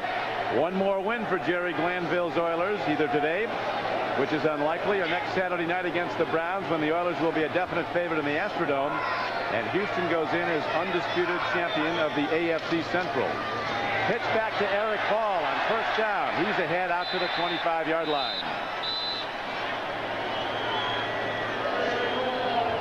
Cornerback Steve Brown, number 24, was on the stop for the Houston Oilers. And Skip McClendon, number 72 for the Bengals, has been playing very well in the absence of Jim Scow. He's coming up with big plays. I mean, a lot of times when Scow goes down, and a lot of teams come in here and they try to pick on McClendon, and McClendon has been really coming to play every single week and playing very well. Big play there by recovering that fumble, stopping the touchdown. This big lead, it'll be interesting to see how long they keep Esiason in. They're not done yet. Esiason still pitching, and Rodney Holman catching on a 2nd down and 4 play. He's ahead for 6 yards and a first down. And Esiason has just surpassed the 3,000-yard mark passing for a 5th straight season. The NFL's most valuable player in 1988. Well, Don, I think they're going to leave him in quite a while because, as we mentioned at the outset of the game, these Bengals want to beat up on the Oilers. Yeah, what the fuck's up? They want to not only beat them on the scoreboard, but put some physical hurt on them so that Cleveland will have a chance to beat them next week. The Browns and the Vikings are still scoreless in the second quarter at Cleveland Stadium. Eric Ball in motion on a 1st down and 10 play for the Bengals. Free ball. And it looks like the Oilers have it at the 28-yard line. Richard Byrd, number 71, comes up with the ball.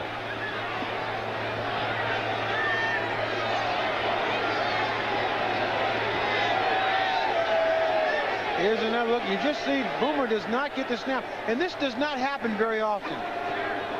We talked to Boomer yesterday about his ball handling abilities, and he actually knocked on wood and said, well, you know, we haven't had a fumble from the exchange between the center and the quarterback in a long time because we really take a lot of time in working on this, and a day later it happens. On a day like this, there's going to be more. Oilers have turned it over 3 times in the first half. 2 fumbles and an interception. Here's a throw, and again Drew Hill is open. Dancing into the secondary, cutting out quickly on a timing pattern, good for a 17-yard gain. It's going to be 1st down and 10 at the 14-yard line. Minnesota, with their big, powerful offense, gets 3 points. Vikings up on the Browns in the second quarter, 3-0. They've had a lot of problems with their offense, and so has Cleveland, and it shows on the scoreboard. Colts have taken a 14-13 lead over Miami at halftime. KC with 2 field goals by Lowry, up 6-0 on San Diego. Steelers lead at the half, and so do the Lions. Kansas City making believers out of everybody. Everybody believes that they're a good team right now. Unbeaten in the last 4 weeks, a tie and 3 wins. We saw them early in the season. They had a great defense, just getting their offense together. Now it appears they got it all together. Getting great quarterbacking from DeBerg. It's a 1st down. 5 minutes and 14 seconds to play in the first half. Ball position at the 14-yard line of Cincinnati. Oilers have yet to get on the board. They were close to the last possession, but Rozier fumbled at the goal line. It was recovered by McClendon in the end zone for a touchback. Now it's 1st down and 10 from the 15-yard line for Houston's Warren Moon to the end zone. Almost kicked off again. Lewis Billups, number 24, had both hands on the ball but couldn't hold it.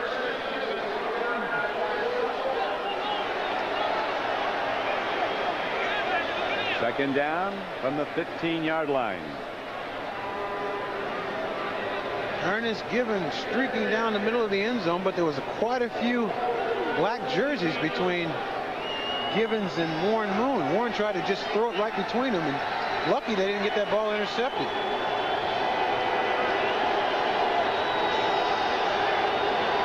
Warren Moon bets in the shotgun.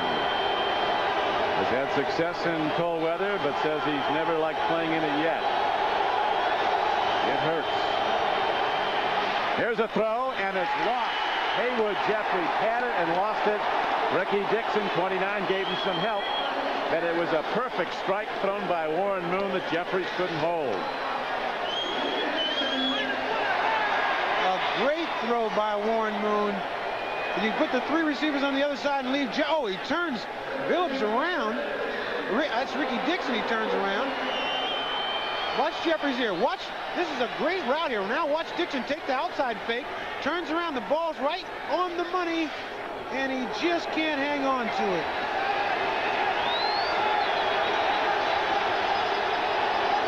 Now the Cincinnati crowd rises up. It is 3rd down and 10 for the Oilers. Into the end zone. Incomplete. Lou Hill diving for the ball. Lewis Phillips defending on the play. And the Oilers are sending out their field goal kicker to try to get off the schneid and get on the board. They're down 28-0. 4th down and 10. Tony Zendejas comes out. The Oilers, you won't see Jeffries drop many balls, and I guarantee you he was very upset at himself for dropping that 1 touchdown opportunity.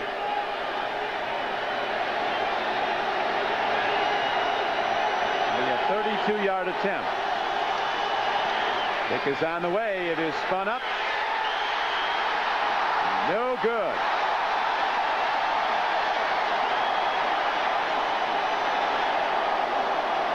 So it's all going wrong for the Oilers, and they just can't fix it. A couple players start up. David Fulcher starts up with Dishman. Fulcher backs away only because he doesn't want a penalty. That would last about 5 seconds. He doesn't want a penalty, and he probably doesn't want to hurt Dishman. I mean, he's outweighed there by Fulcher outweighs Dishman by a lot of pounds, and when Zendejas missed that field goal, the first one to congratulate him was David Fulcher, which Chris Dishman didn't like. The Fulcher factor, I like that. This man here, the tail of the tape. That's the tail of the tape. The best strong safety in football this year. He was a Pro Bowler last January, talking to defensive coordinator Dick LeBeau on the sideline. Now the Bengals ready to go again. After the missed field goal, they'll start from their 20. Eric Ball breaks an open field and balls out across the 35-yard line. He's out to the 37. A first down run, good for 17 yards and a first down. Tackle on the play by the free safety, Jeff Donaldson. It was a great block on that play by Stanford Jennings. We talk about Stanford Jennings being able to do it all. He was the one that set Eric Ball loose. If you watch Stanford Jennings, number 36, leading the play, watch his kick-out block. That's what sets it all up. Then all of a sudden, it's just a sprint for Eric Ball. Great block by Jennings. Comes right back with a great run. Good for 7 yards on a first down play. The Bengals now taking some time off the clock with their big lead. The clock shows 4 minutes and running in the second quarter. I talked to Stanford Jennings. I said, well, how do you divide up your week? You play every position. He says, I take snaps at every position at least a few times during the course of the week. One day I'll play fullback, one day tailback, one day wide receiver, and he plays it all very well. We'll be going to NFL Live to Bob Costas and O.J. Simpson at halftime to try to make more semblance out of this final drive for the playoffs, particularly in the American Conference, where it's wide open for a lot of teams. Downfield throw, but there's too much on it. Eddie Brown was open, wide open, and Esiason is holding his head because he missed an open receiver. Bob and O.J. will be doing that halftime from the warmth of a studio at 30 Rockefeller Plaza in New York. I think they should probably turn the air conditioning up, just give them a feel of the game out here. Boomer a little upset that he missed that one. The Bengals have been tough to him out in third down. They have one coming up now. 5 of 5 on third down. That incompletion, breaking the 11 straight completions that Esiason had. 3:26 as you see to go in the first half. 28-0 Cincinnati. Eric Ball meeting up with tacklers. 59, John Grimsley got him. A penalty marker comes in. Kenny Johnson, 22, was on the stop also. Kenny Johnson, the man they call legend because he's been in the league so long. Might be a non-legendary late hit, though. he's a very emotional player. Personal foul, defense. Personal foul for a late hit. They did not call a number. Once again, we take a look at the play again. It's very hard to tell. It looked like Donaldson maybe came up late and slid into that pile. You know, when you get that reputation of hitting anything that moves, anytime you come up on a pile like that, you're going to get a flag. And these are the kind of things that really hurt this team. Unnecessary roughness at the end of the play. First down. Jeff Donaldson, a very active safety, but a lot of times you got to know when to pull off. When you're active like that, you're going to get some of these kind of penalties. He hit his own man, still got a penalty.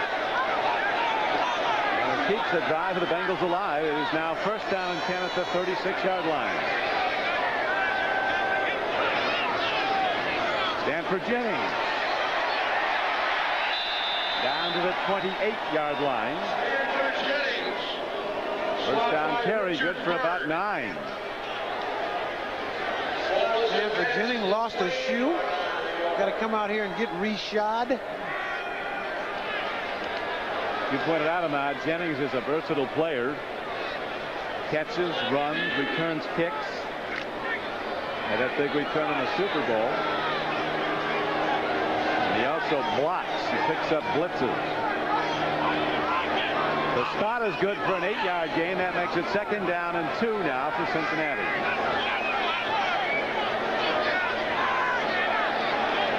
2:15 to go, first half. Out pattern to Tim McGee, and he is thrown back from the 24-yard line. They position the ball well ahead of the marker. He has a first down. You get a chance to see how strong Boomer Esiason's arm is on that one, because he had to gun this ball out there. Had he taken a little bit off that ball, Dishman would have had a chance to make this interception and go the distance the other way. But when you got a big gun like Boomer, you can just fire it out there. And firing he has, as you look at his stats today, 14 and 17. You know, we have not seen a lot of James Brooks. No, we haven't. Here you'll see this shot again. Boomer just fires it out there to McGee on a rope. Now it becomes a push and shove match right here.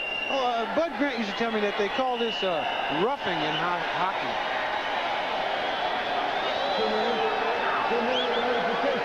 2 minutes.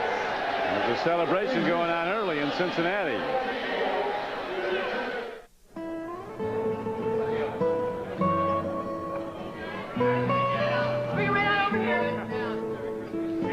Are you the one who put these away last year? Look at the angel of one. Who put them? This is it. Ready? 1, 2, 3. When you gather round for the holidays, there's no better beer to have around than Michelob. Look for our tree at your store and have a happy holiday. Astronomers tell us there won't be a total eclipse in America until the year 2017. They are very much mistaken. This is the year of the eclipse. Introducing the Eclipse by Mitsubishi. Try not to stare.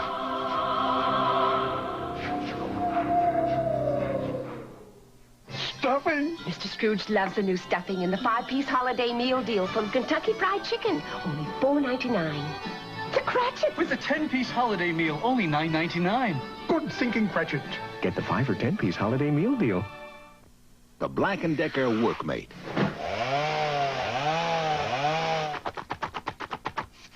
About all it can't help you do is clean up.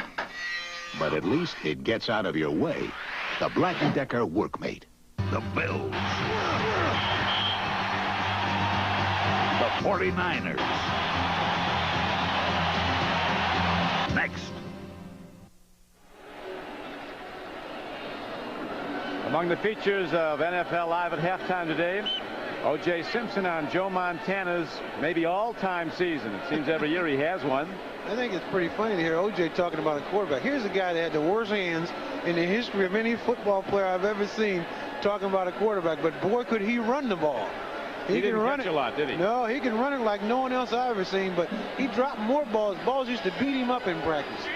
Hit him all in the head. In the game, he'd catch him off the back of his helmet anywhere. There's James Brooks being held out now because he is playing with a knee strain. Played very well while he was in. You remember the 14-yard touchdown run. Second score of the game.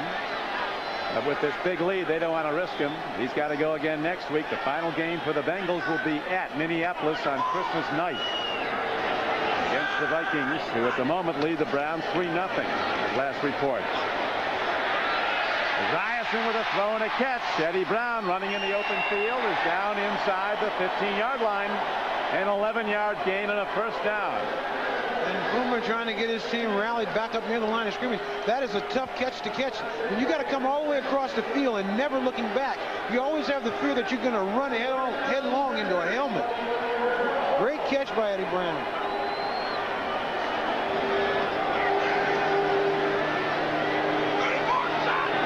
Looking to nail the lid on before halftime. If in fact they haven't done that already. Leading 28-0. First down pitch back Eric Ball. Jennings blocks.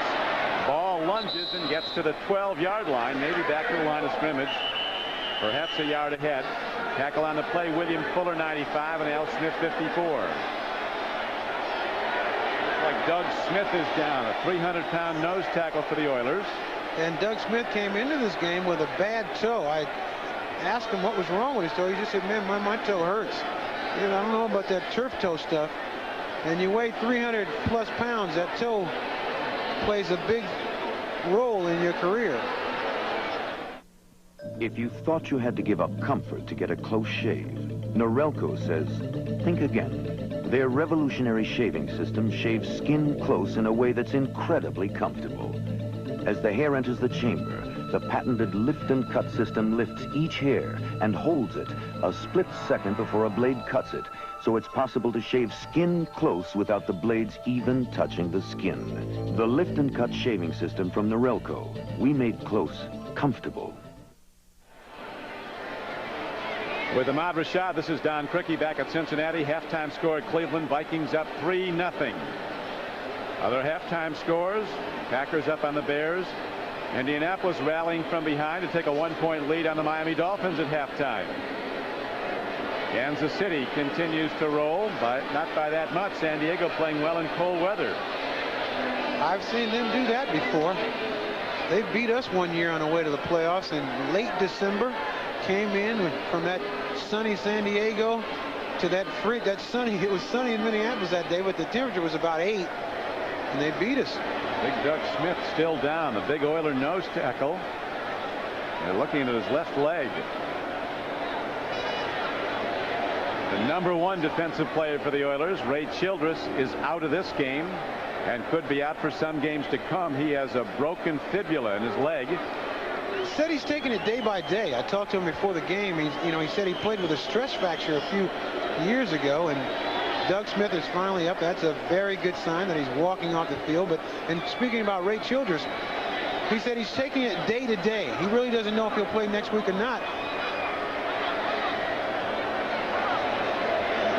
Doug Smith, he had his ankle taped a different kind of way, trying to keep the pressure off that toe. You never know how painful these things can be until you hurt your big toe. That's 4/5 of your foot. Yeah. You can hurt a little toe and you're all right, but you hurt that big toe, and it takes away the way you walk. You got to walk and roll over the outside of your foot. It throws your whole body off. But Childress saying that he doesn't have a cast on his leg. He wants to keep the cast off that keeps the blood flowing, and maybe it'll heal the bone a little quicker. Talk about playing hurt, looking to come back with a broken leg. It is a complete break, but it's not of a weight-bearing bone. So conceivably, he could be back. Right now, we have 2nd down and 10 to go from the 12-yard line for Cincinnati. 1 minute and 11 seconds to go in the first half. Boomer on the roll. He's too high for Eric Ball. It'll be 3rd down and 10. John Jones, number 96, got a big rush on Esiason, as did Johnny Meads, blitzing from the outside backer position. Sam White talking about softening up the Oilers, beating them and softening them up for Cleveland. And also seeing that plan from the sideline. And as I mentioned earlier, everybody in that offensive huddle knows that play. When he puts up his fingers in a certain formation, the entire offense can look at him and know what play is coming up. It's not just a signal to the quarterback, but the entire team. It's been a good day for Cincinnati, not just here, but also at Cleveland. They're rooting for the Vikings to beat the Browns. Then they'll root for the Browns to beat the Oilers. Straight ahead carry down inside the 10-yard line. Latest report on Doug Smith, a knee strain. He should be back. That's good news for Doug Smith and the Oilers. And also good news for his young son who just had a birthday on the 13th, Doug Smith III. Dad's young nose tackle. That's right. Dad's all right. Jim Breach coming out to try a field goal attempt now. 31 seconds and running. Bengals have done it all right. First play of the game really turned the whole game. First play from scrimmage, Warren Moon missed the snap from the center. It was quickly recovered by Cincinnati.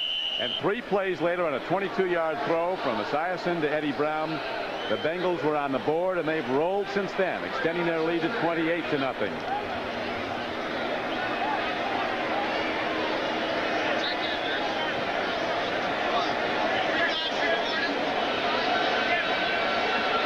Ball position at the 9-yard line, and the clock ran out. The delay of game call, unless there is actually a timeout call has been made. So there's a timeout with 14 seconds to play in the first half. Cincinnati getting set for a field goal try by Jim Breach. 28-0 Bengals. Again, the scenario, Houston goes into the playoffs with a win today or next Saturday night against Cleveland. Winning one of its final 2 games, the Oilers go in not only as a playoff team but as an outright divisional champion. Special guest on the scene. Getting ready for a big trip next week. Santa himself is here. You know, Sam White has gotten a few gifts today from those Oilers. He certainly has. In turnovers. To be a 27-yard field goal by Jim Breach. He spins it up and good. And the Bengals now extend their lead to 31-0. Where does Gary Glanville go from here? He has a lot of pressure on him. You just don't want to be in a situation where they tell you all you got to do is win one of your next 2. You know, you got to win the next one. When you start thinking about one of the next 2, all it does is just put a lot of pressure on you for the next week. I'm sure Glanville would like to win the championship here today. I mean, they're going to have to really go some to try to win this football game, but you certainly don't want to go home thinking that it's just a given that you don't lose in the House of Pain and you're going to beat Cleveland next week. That's not a given at all. NFL Live is coming up shortly. As right now, with 10 seconds to play, the Cincinnati Bengals are ready to kick off yet again to the Houston Oilers. An unlikely season for Glanville. We talked about those rout losses his team has suffered. 38-7 to the Vikings, 34-0 to Kansas City. They're down 31 before halftime today. Yet they're in a position to win their title, the Central Division title, and subsequently the conference championship. Sam White's Bengals need 2 wins and a lot of help. But so far, all the things they need are holding up. Vikings are leading Cleveland, and the Bengals are burying the Oilers. You take a look at this Cincinnati sideline. See the players kind of standing around. If you look on the Oilers sideline, there isn't an empty seat on that hot bench. Yeah. Them guys are hurt. Those boys, it's crowded over there on that hot bench. You think the guys might be reflecting on something other than the next play? Another squib kick. Another lateral. Running with the ball is Johnson, and he gets to the 36-yard line. Ed Brady makes the tackle as we're down to 3 seconds to play in the first half. Gary Glanville's unlikely season, surviving all those rout losses, and also a snake bite. Gary survived, but the snake succumbed. He'd trade all of that stuff away for a win here today. And there's Paul Brown, the living legend over there. I've had more coaches that have had more great things to say about Paul Brown. You know, Bud Grant played for Paul Brown. Oh, yeah, Great Lakes. Yeah, he said he learned a lot from Paul Brown. A lot of his coaching techniques still a major part of a lot of coaches today. Warren Moon dropping to throw. Long ball downfield. A lot of coverage is back.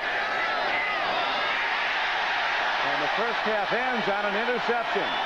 David Fulcher. Fumble recovery and 2 interceptions in the first half. This guy's having a career. He told me yesterday the world's largest safety is ready to roll.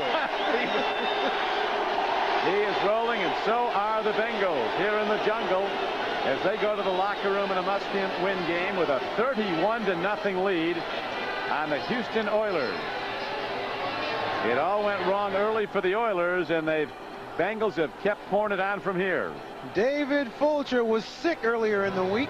Said he had the flu and didn't feel well, but he said he'd feel great by the time they start this. It's a very nice play by David. Keeps his eye on the ball. Ball bounces up. He catches on the second rebound.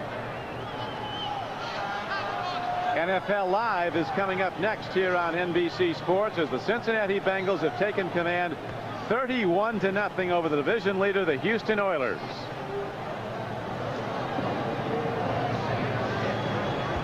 If I had a Nissan 240 SX, it'd be a red coupe. Wait, a silver fastback.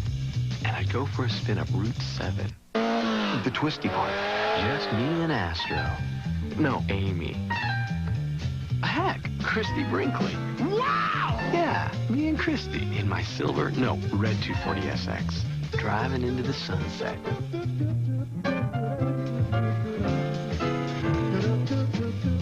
We had all come to enjoy the game that Sunday, but by some chance a rude guy came along. He was drinking and swearing. The fans were getting angry. This guy did not know right from wrong. So the people all said, sit down, you're rocking the boat. The people all said, sit down, you're rocking the boat. I'm Nolan Cromwell. When we root for our team, we can all be winners if we leave the action to the players on the field and not in the stands. Don't you rock the boat. The fans don't like a spoiler. They want to keep the game on a happy note. Sit down, you're rocking the boat. I'm Gene Kelly, quarterback of the Buffalo Bills, asking you not to rock the boat. Remember to be courteous and considerate to your fellow fans. Don't party too hard before or during the game, and drive home safely after the game. Don't you rock the boat. This message furnished by the National Football League. NBC Sports coverage of the National Football League is brought to you by Nissan, built for the human race. Stay tuned for NFL Live after these messages from your local station.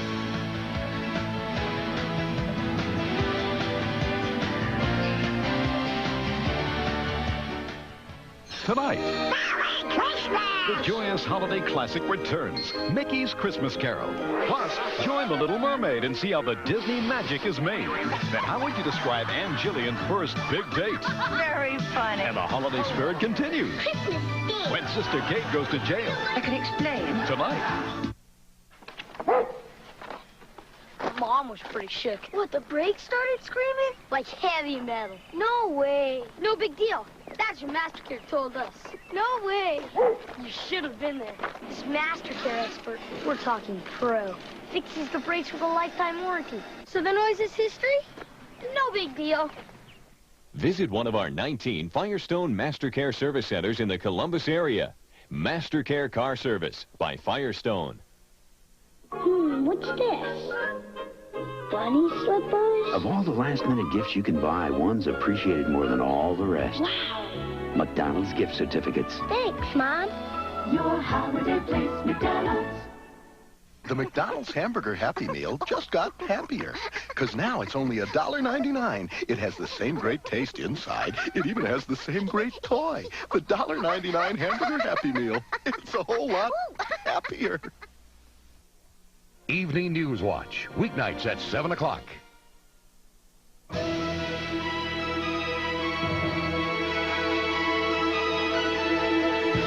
Okay, Bob Costas back along with O.J. Simpson. The Oilers, as everybody knows, had won 5 of 6 to put themselves in position to clinch the AFC Central if they won today at Cincinnati. But in that stretch of 5 victories in 6 games, their lone defeat was a game where they were really waxed at Arrowhead. And now the same thing is happening to them on the road at Riverfront against the Bengals. Well, evidently they're a team that tend to get a little lax. That game that they lost to Kansas City was 34-0. They're getting waxed, as you said, today, 31-0.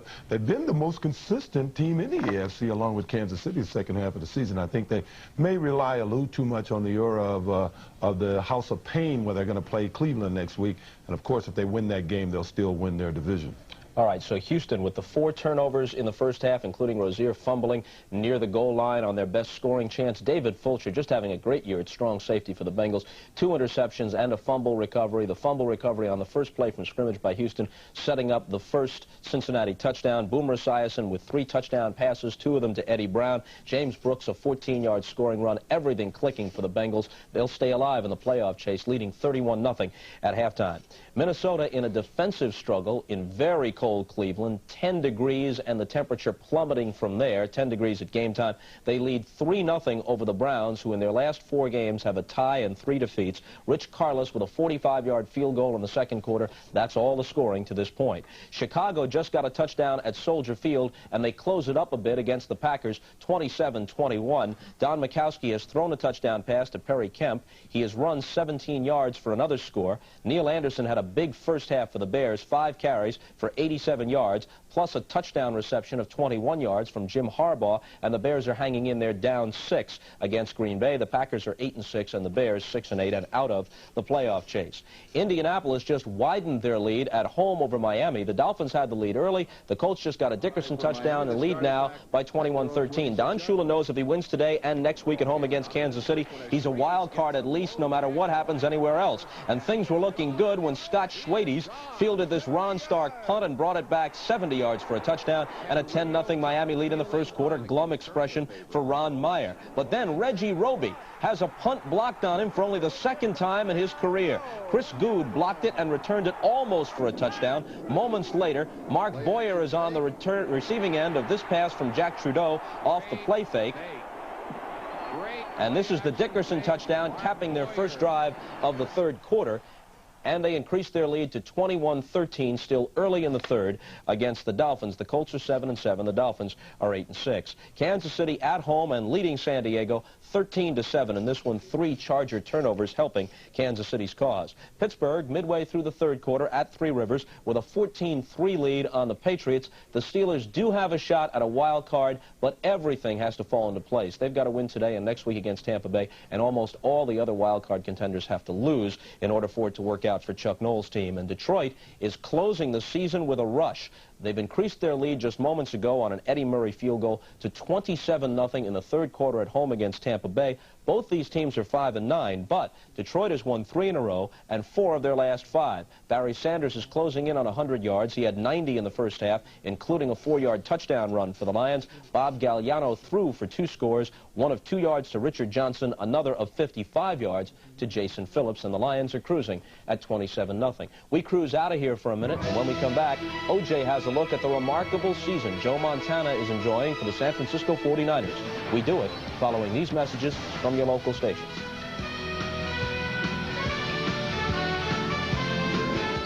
He's ruthless and cunning. Get him out of my sight. Daddy! And threatens a town by taking a child hostage. Where's the little girl? It doesn't work like that. Now a desperado must save the town, a girl, and the woman he loves. Does it really matter that much to you? Someone's got to. An all-new Desperado. Badlands Justice tonight. Once upon a time, there was a guy named Goldilocks who was thirsting for refreshment. But this one, and this one. So then he moved to Diet Coke, and it was just right. The real cola taste you can drink more of because it's just 1 calorie. Hey, somebody's been drinking our Diet Coke. Yeah. And there he is. Hey, it's the 3 Bears. What's up? Yeah, my taste of it. Diet Coke. Family Counseling Crittenden Services, 90 years of helping.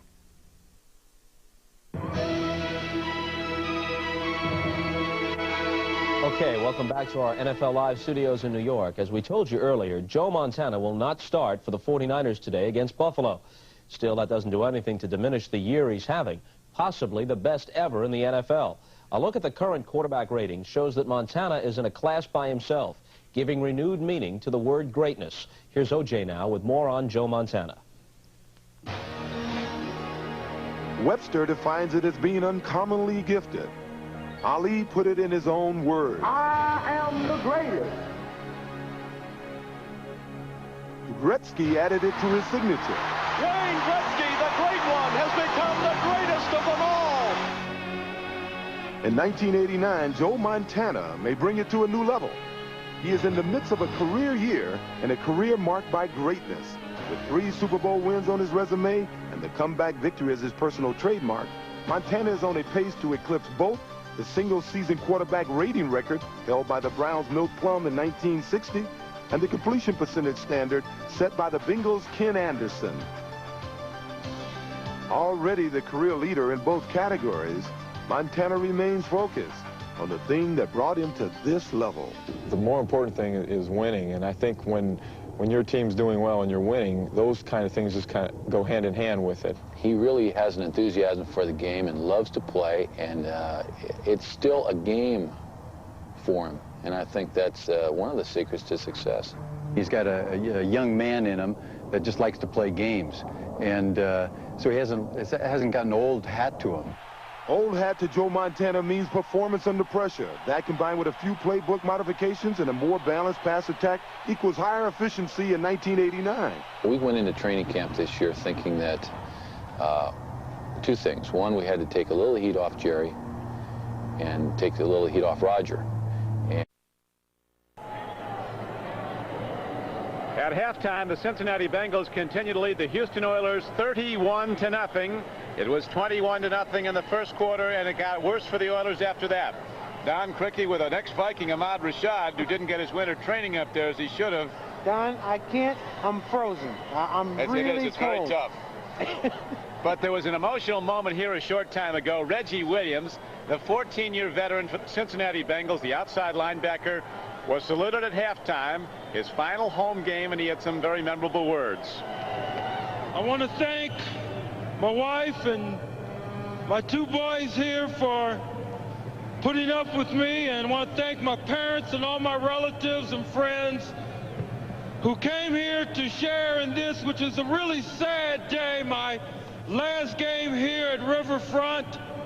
But boy, it feels good to be winning 31-0, let me tell you.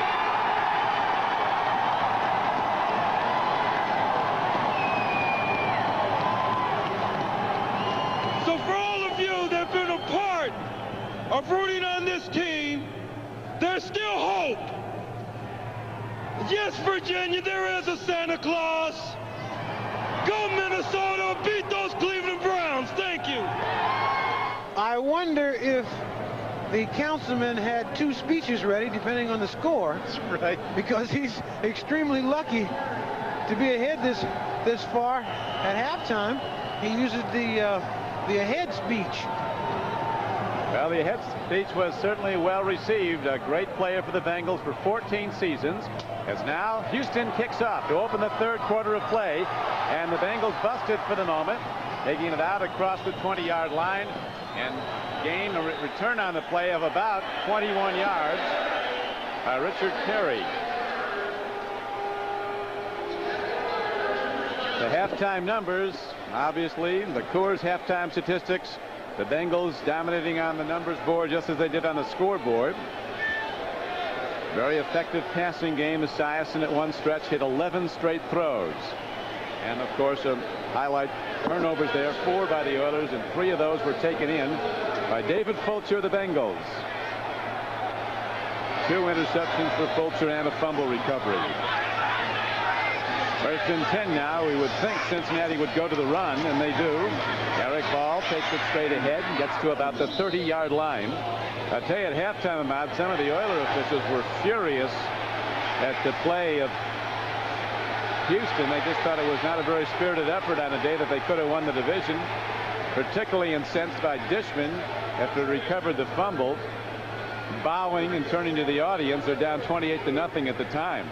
Well, a lot of this stuff that they do, all this extracurricular activity, I mean, I guess it works if you're ahead, but when you're behind, there's no time for it.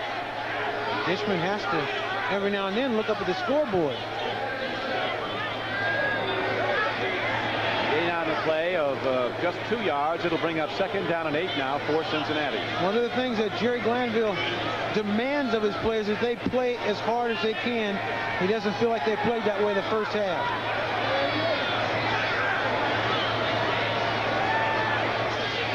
Cincinnati played both hard and well. Here's Esiason downfield throw. It's caught by McGee. And Tim McGee is all the way down to the 40-yard line. They want to beat him by 100 if they can. And Chris Dishman was the guy that tried to go for that interception. He made the decision to go for the interception. The ball got right by him. This is a tough spot for Dishman. He's trying to cover McGee. McGee runs a little curl pattern. Now watch Dishman, number 28.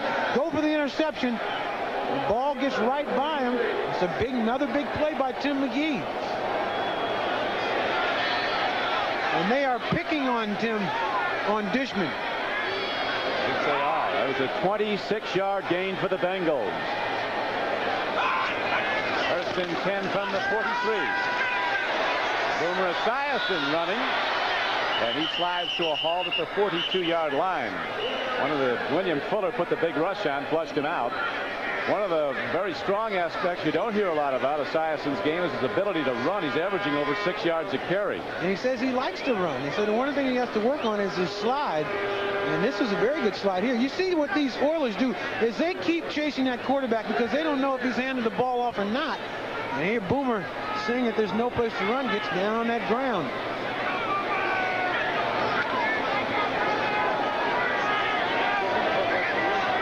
Boomer Esiason going the distance, at least until the late going. A game that they have to win. You go with your frontline people. There must be some who question whether or not they'd be wise benching. And this is a long way from over. We have a half to play. I don't think a team that is in a must-win situation should really take out their first-string quarterback. I mean, they're not in a situation where they're comfortably in a playoff run. They need to just keep on going, trying to keep doing positive things to try to let this game carry over into next week's game.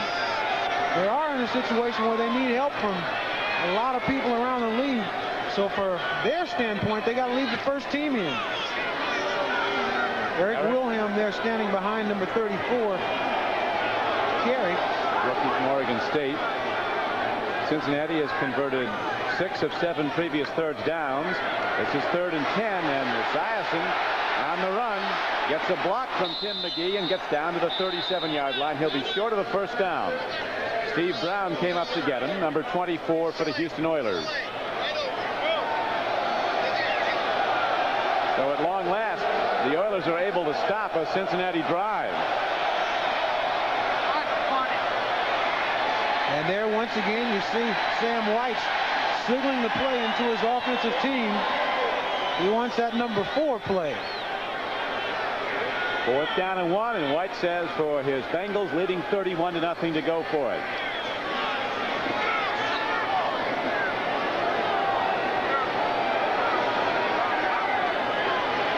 Esiason ready to put it up, takes a look, he's got a man, Eddie Brown, 1st down to the 23-yard line.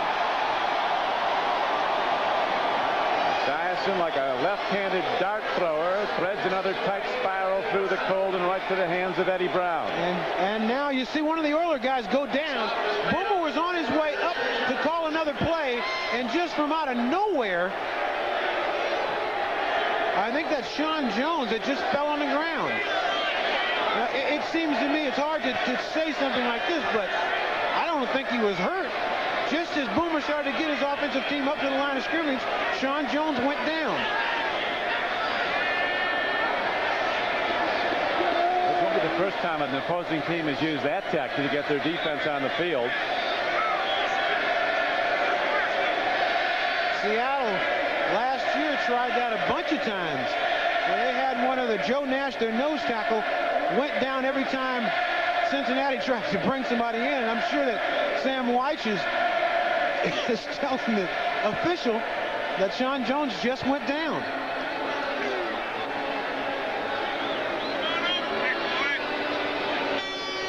Looking pretty good shape, doesn't he? Well, he's jogging off right now. Maybe he had a cramp. Jerry Glanville not overly concerned. Well, that won't be the first team, as you mentioned, in a divisional playoff game here. The Seattle Seahawks nose tackle Joe Nash regularly went down, gripping at his knee, so that you got substitutes on the field. Play ready to resume now. It's going to be first down and 10, the ball position at the 23-yard line.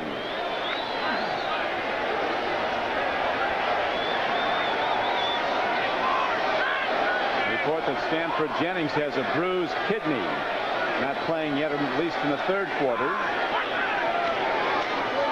Boomer with a play fake, stands in, takes a look, and he throws it right to Donaldson, who doesn't have an interception this year, and will never have one more in his hands than that. Johnny Meads put the rush on, and Jeff Donaldson, the free safety, had the ball thrown right to him, but couldn't hold on. And there's very little difference in terms of athletic talent between a wide receiver and a defensive back. The big difference is defensive backs just don't have the ability to catch like wide receivers, and you saw a great example of that with Donaldson. That ball was right in his hands, and he couldn't catch it. John Jones, to an offward hold, has a slight hamstring pull and will return. Of course, if Donaldson's hands feel anything like mine, he didn't feel the ball. Second down and 10. Esiason looking into the end zone. He had a man that didn't see him.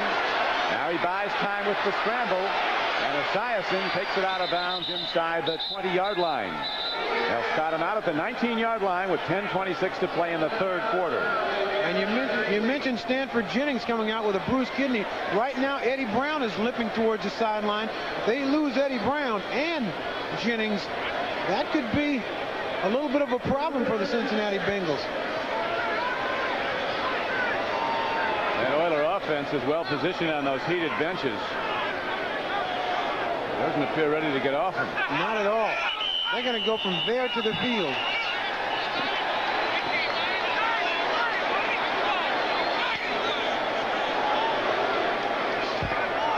Delay defense interfering with the snap of the ball. 5 yards.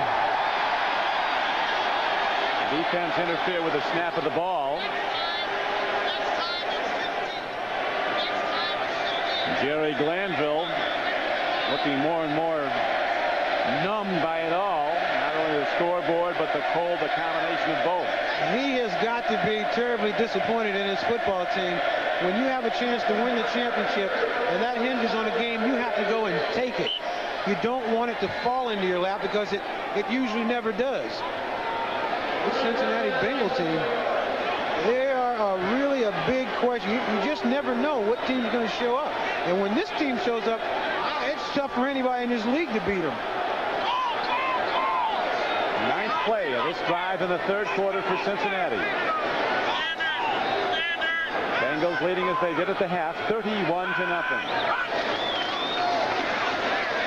Straight ahead, down to the 5-yard line goes Craig Taylor, a 230-pound rookie runner from West Virginia. Richard Johnson and Kenny Johnson, 2 extra defensive backs in the game, made the stop for Houston. And this is just a play where the line just blocks ahead and they let the runner find the hole. And that he did. Craig Taylor, very explosive runner, strong runner, fullback type. They get a lot of power in that backfield when they go with Taylor and Eric Ball. Who they have now, Eric Ball, 42, is the up back. Taylor gets the handle, takes it in, touchdown Cincinnati. 9:34 to play in the third quarter, and the rout continues. As the Bengals have now extended their lead to 37-0 with the extra point coming up.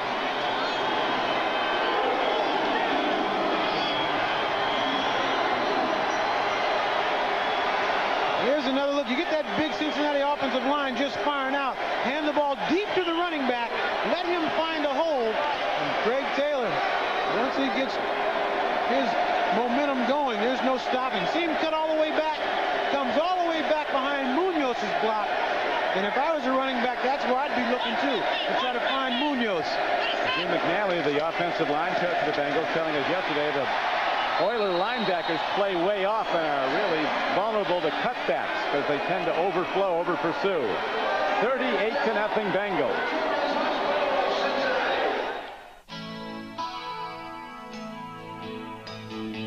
It's the right beer now, but not now. It's the right beer now, but definitely not now.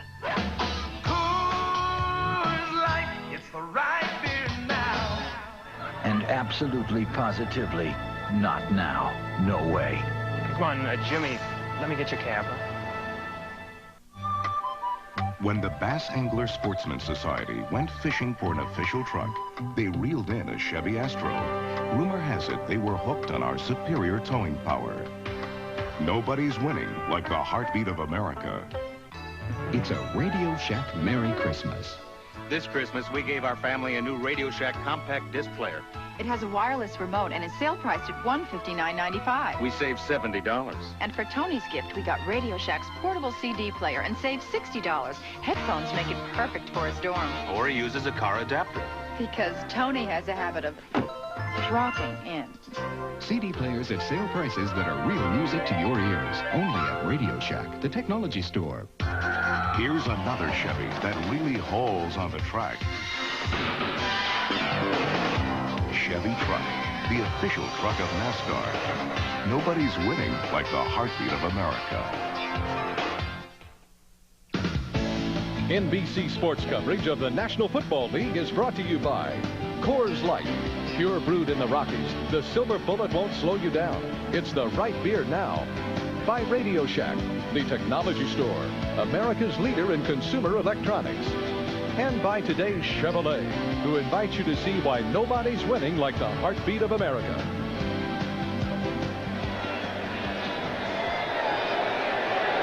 The touchdown run by rookie Craig Taylor extends the Bengals lead to 38-0. 9:34 to go in the third quarter. The Oilers ready to take the kickoff now. It comes near side to Johnson, who will run it back from the 5. He's across the 20 and the 30, and Johnson is all the way out to the 41-yard line. And there the Oilers go on offense, 1st and 10 after a 36-yard kickoff return.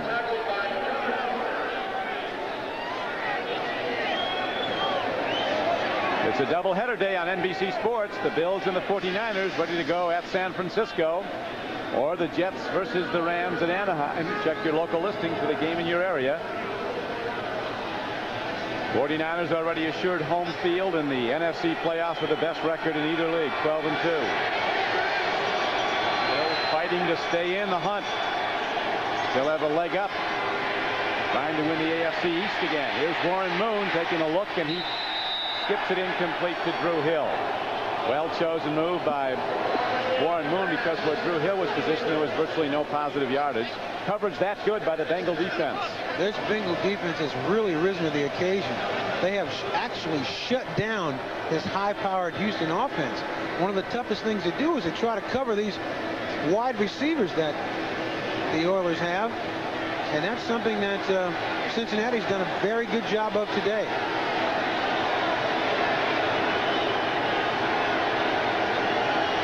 Moon from the shotgun, out pattern. Jeffries has it. He's to the 49-yard line. Ricky Dixon, number 29, came up to make the play for Cincinnati. He put a little back heat on Jeffries here. What they do have man-to-man coverage over here on a safety and Jeffries. Now Jeffries makes the catch, and Ricky Dixon is right there on him. Jeffries was a #1 draft choice, a high one out of North Carolina State. Has really come on in this his second year. Into the game with 42 catches, 2 for touchdowns. Gets better every single game. The more he plays, the better he becomes. Everybody better get better on this Oiler team quick if they're to get back on this one. Warren Moon sacked back at the 39-yard line. Cutting back, he runs right into number 99, Jason Buck. Not only no one downfield for Warren Moon to throw the ball to, but no time to throw the ball. Jason Buck right on top of him as Moon tries to spin around and get away from the coverage. Jason Buck makes the play.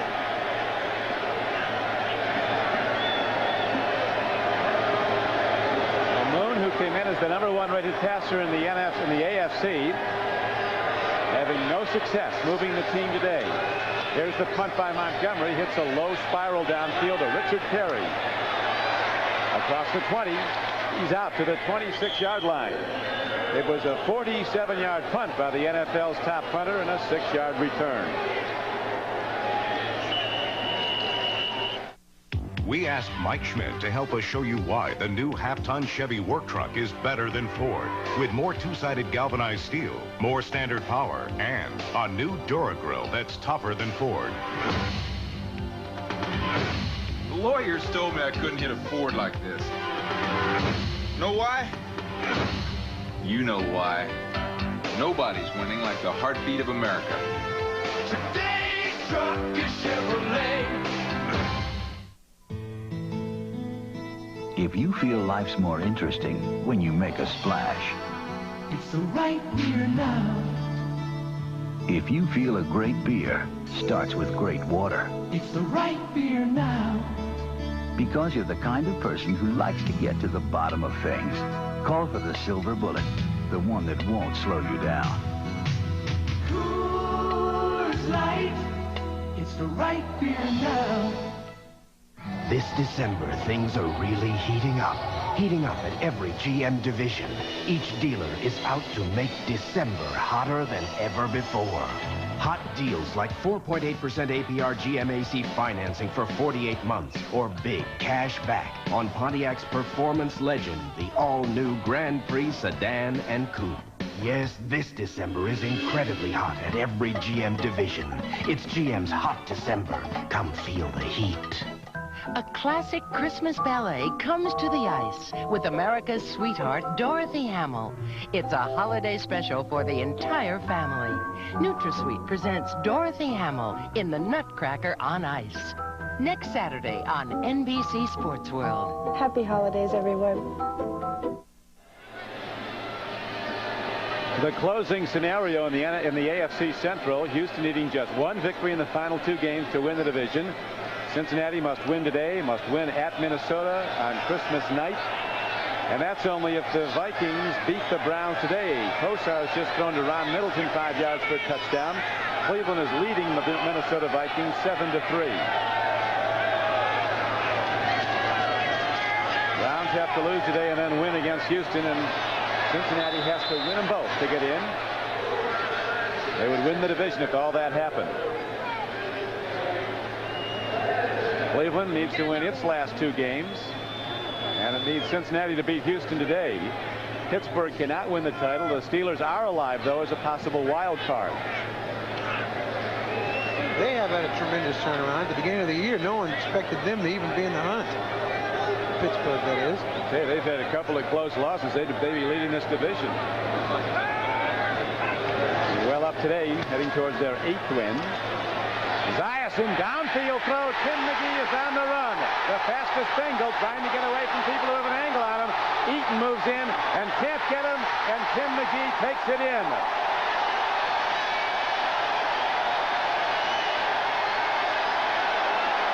"74 yards for a touchdown. And it's 44-0.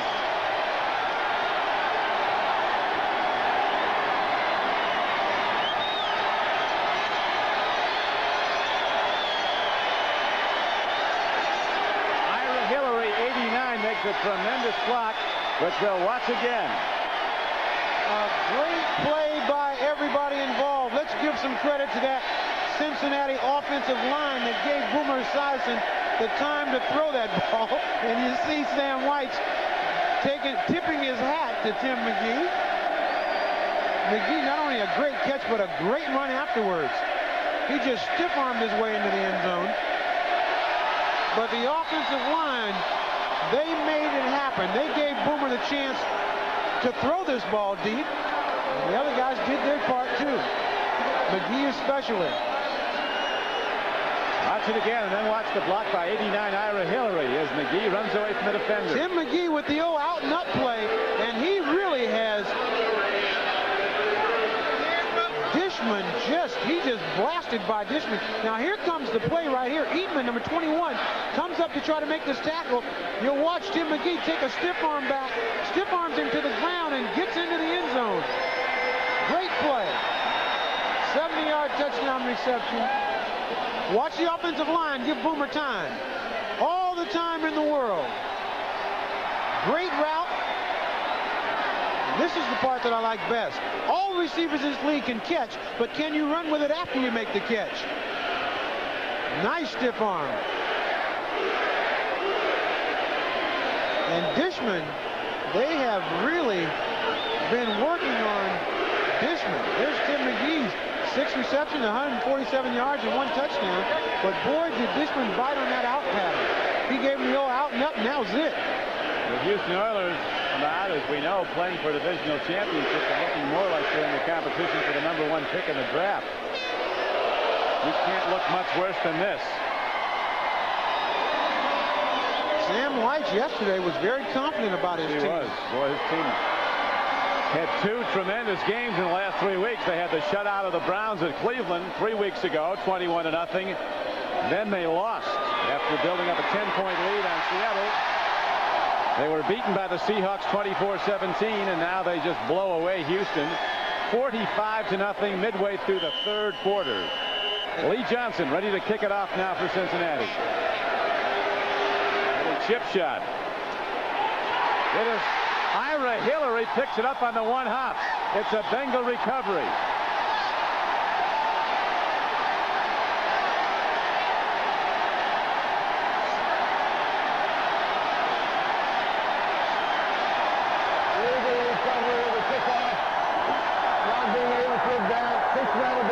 I think Sam Wysche probably saw that interview with Glanville saying that Sam Wysche is no hero. He's known him since he was a collegian. I think Sam Wysche is going to score 100 points if he can, and he's over halfway there very shortly if he scores another touchdown. Well, this is just a fine kick here. The ball bounces up, and nobody's there to get it except for Ira Hillary, number 89. He picks it up on 1 hop. He's the closest person to it. I guess it's at 45-0. You don't expect a short kick. Ira Hillary expected it. Right on top of it, another big play for these Bengals.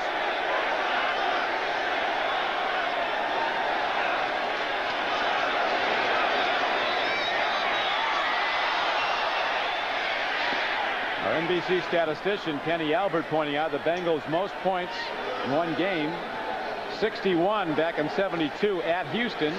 Second biggest turnout of points, 55 points in 1983, also at Houston.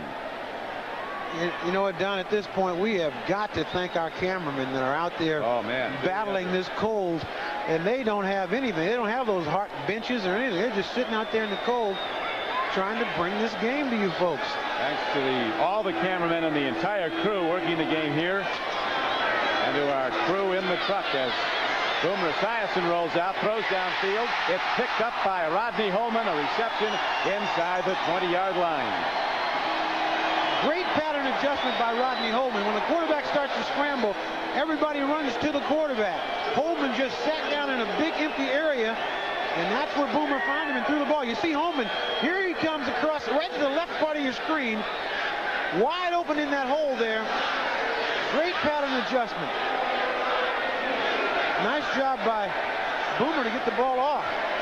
The executive producer of NBC Sports is Terry O'Neill. The producer of today's game is Terry Ewert. The director of today's game and the coordinating producer of NFL football on NBC is Ted Nathanson. Right now, we have 6:48 to play in the 3rd quarter.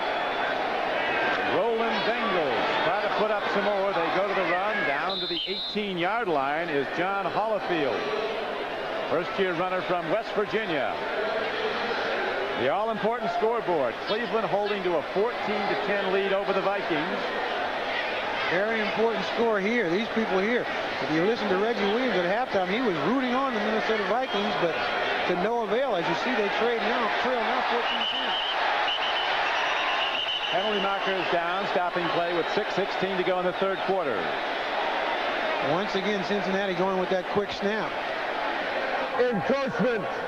Defense.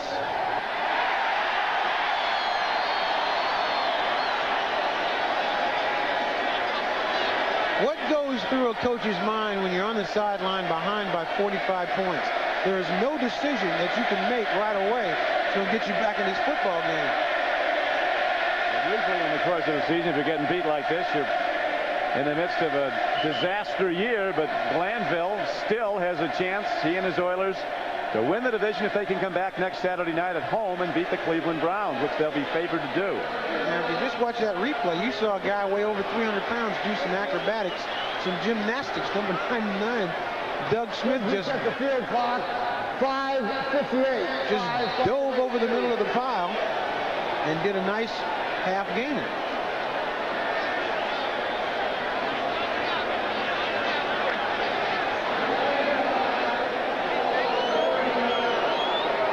So the Bengals set up again. Second down arises. 5 to go. Ball to 13. Hollifield losing his footing, trying to cut back. Is knocked down at the line of scrimmage. It'll be 3rd down and 7. 5. Long 5. Hollifield not having a lot of playing time. A little bit of a mix-up here. He started to fall just as he came out of his stance. Lucky he didn't. Lucky he held on to that ball. A lot of times when that happens, it really screws up the handoff, and you get a fumble. They're looking at Cody Carlson, the backup quarterback, probably going to come in. Receiver John Garrett comes in now for the Cincinnati Bengals. He goes wide to the left on one-on-one coverage. Siason takes a look, throws up the middle, makes the connection to Rodney Holman. He's down to the 4-yard line. First down and goal, Cincinnati. We talked earlier about Warren Moon using all his receivers. Boomer Esiason does the same thing. He finds all of his receivers at some point during the game, which keeps always pressure on the entire defense. You don't know where the ball's going. All you know that you better cover your man the entire time, because if you don't, Boomer will find him and get the ball to him.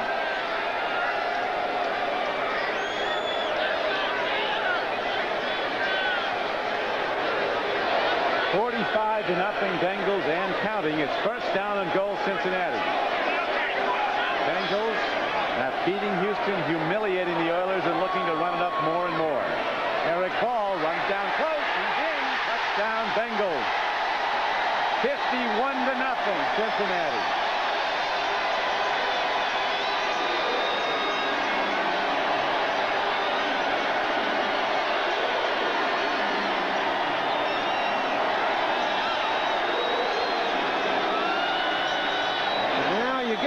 Offensive line in front. They're pounding on people. Eric Ball makes a very nice move to make it up into the line of scrimmage. Then he just turns on the power and barrels into the end zone. Runs over Eaton on his way to the score. Maybe we'll invoke the 50-point rule here, Ahmad. Any team leading by 50, we call the game at that point. I'm sure that's gone through a few people's minds.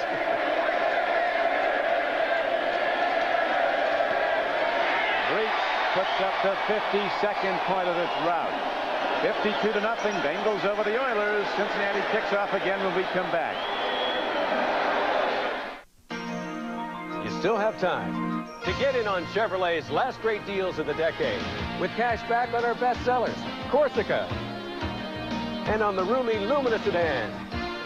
And more great deals on select Geos, the new line of import-inspired cars.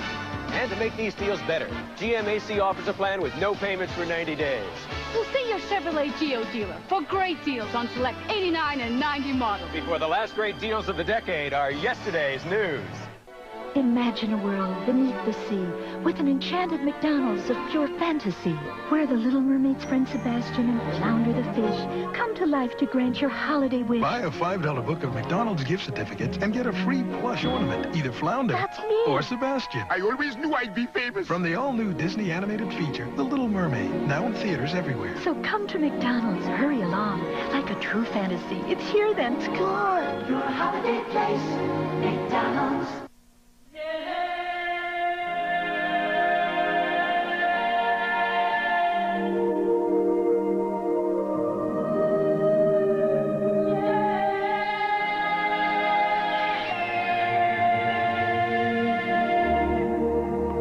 Life's full of simple pleasures, like the comfort of Levi's jeans. Or had you forgotten? The Bills. The 49ers. Next. You know, Don, when I played, I never wore any of this stuff. I toughed it out.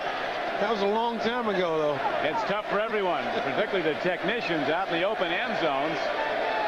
We've seen better conditions in the booth, and certainly from the Bengals standpoint, they've maybe almost never seen a better day than this offensive onslaught, as they've absolutely destroyed the Houston Oilers on a day when the Oilers were hoping to clinch their first outright divisional championship since 1967, when they were in the American Football League before the merger. And they kick it to, this time a tight end comes up, Verhulst, and picks it up. Gets to the 40-yard line. You ever wonder why when they kick it to them guys up close, they just try to find somebody to run into? See, the object is to fake, like run around somebody. Morosco picked that ball up and looked for somebody to run into. Cleveland continues to lead the Vikings now in the fourth quarter at Cleveland Stadium.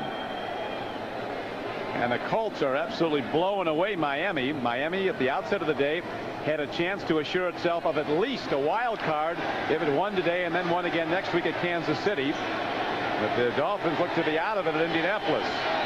They still have a chance to get in. Cody Carlson in at quarterback, second-year player from Baylor. Downfield throw, and he makes the connection to Haywood Jeffries at the 47-yard line of Cincinnati. And Don, we talked about the conditions. We just heard from our producer Terry Ewert and the coordinating director of football Ted Nathanson that the coffee down there in that room where they are is a little cold. So they're dealing with the room has dropped down to 70 degrees. That's right. They're tough conditions everywhere. Carlson from the shotgun, markers down, and Jeffries steps out of bounds. Houston offense now starting to explode. They had 4 or 5 guys offsides on that play. The most points in the National Football League season this season were turned in by the Cincinnati Bengals. This is not their highest scoring day yet. They beat Tampa Bay 56-23 in week 8. It's still first down. Illegal motion by a host of fellas on that Houston Oilers team. This is a tough spot to play in. You get behind this far, and you still got to go out there and play hard, knowing that 6 points just puts a dent in where you got to go. Not even a dent. Blitz on Carlson. Out pattern, it came in on the one hop, incomplete.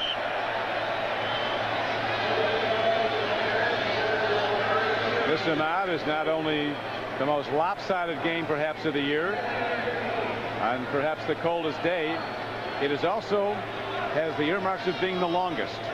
We have 3:36 to go in the third quarter. I was told that the first quarter took an hour to play, and here's Eric Wilhelm. Going to give Boomer a rest. Eric Wilhelm from Oregon State, the Oregon State Beavers.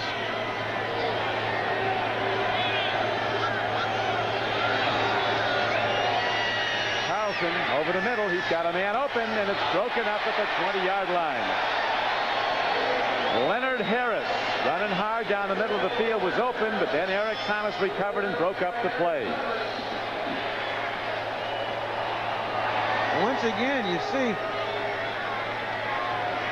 that looked like pass interference to me. He was hit before the ball got there. Let's take another look at that. Eric Thomas seems to be hitting Harris in the back before the ball gets to him.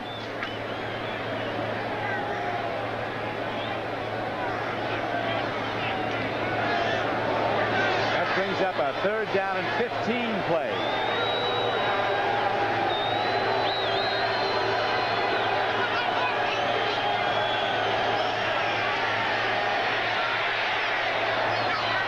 Connection made over the middle on a crossing pattern. Haywood Jeffries was down at the 39-yard line.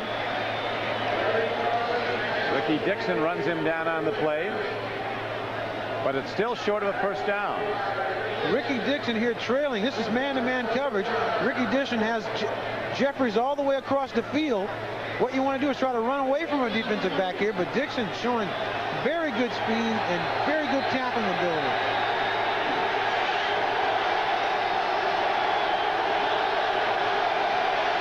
Fourth down and 3 from the shotgun. Carlson takes a look.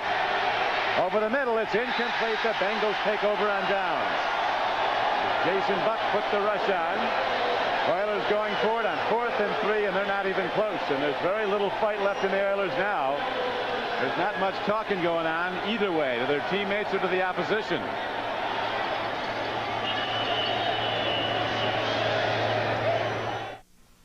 If you don't want to slow down on your way to the top, because you know to make a beer as refreshing as a mountain stream, you gotta start with a mountain stream. It's the right beer now.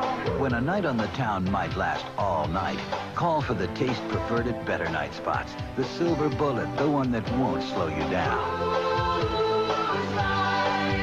It's the right beer now. Truck buyers, time's a wasting. On the last great deals of the decade at your Chevrolet dealer. Get cash back or special GMAC financing on today's truck, Chevrolet. Including S10 Blazers, America's favorite sport utility vehicle. S10 pickups, regular or S10 Maxicab. And Suburbans and full-size Blazers. And GMAC even offers a plan with no payment for 90 days on these popular Chevys. So truck on over to your Chevrolet dealer before the last great deals of the decade are history.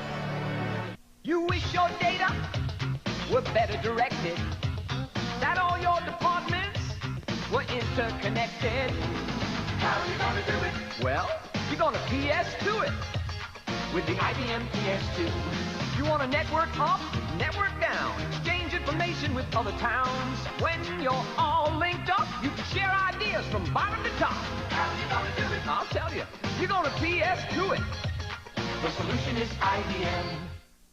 NBC Sports serves your need to know all week long. Dial 1-900-454-3500 for NBC Scores Plus. 24 hours a day, 7 days a week, anywhere in the USA.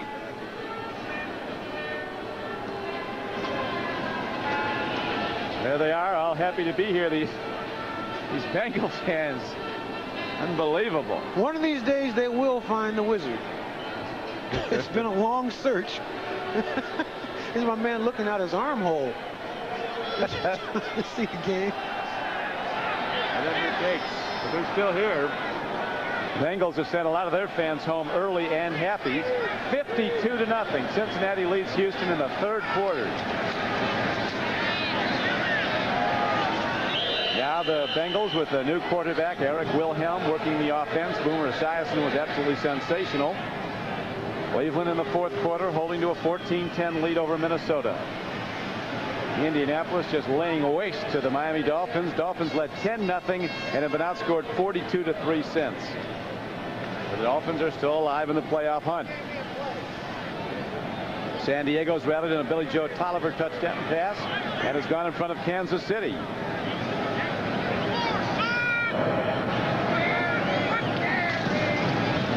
Eric Ball runs it straight ahead and gets to the 45-yard line.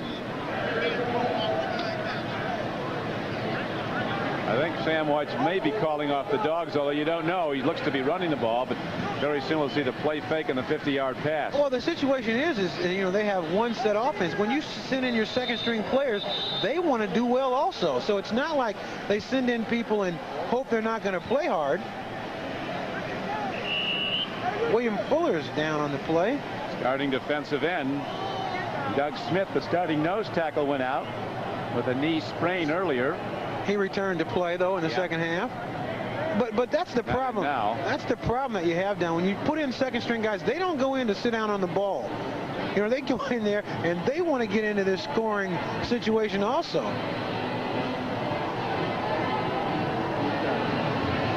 Next Saturday, join NBC Sports World for a holiday celebration, the classic holiday ballet on skates, as NutraSweet presents Dorothy Hamill in the Nutcracker on Ice. Plus, join Marv Albert as he looks back on the past decade's wild and wacky sports stories on the Albert Achievement Awards. That's coming up next Saturday afternoon, following the Jets and the Bills on NBC Sports World. 1:44 left to go in the third quarter. Cincinnati 52, Houston nothing. As William Fuller is up and appears to be, well, he's still not okay, but he's going off under his own power. Big defensive end from North Carolina.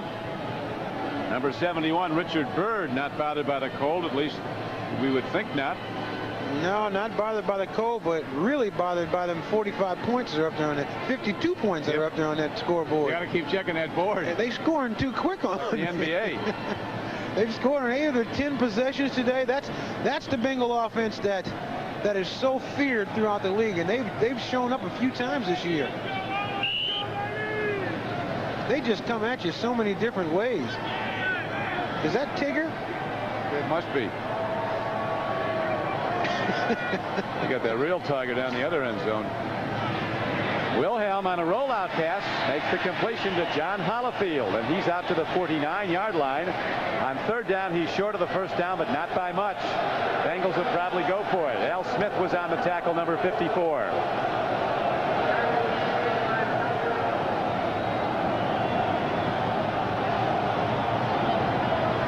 Sam Wysche there studying his list of plays. Goes with the hat tug. Whatever that means. We'll see momentarily. This will be a rollout pass play. You know that hat tug play, huh? Yep. They go to the hat. They're rolling out on 4th and short. 50 seconds left to play. Wilhelm's the quarterback who will roll out. There's the rollout. Penalty markers are down. He takes it himself. He's ahead for a first down if it goes. Jim Riggs left way ahead of the snap count.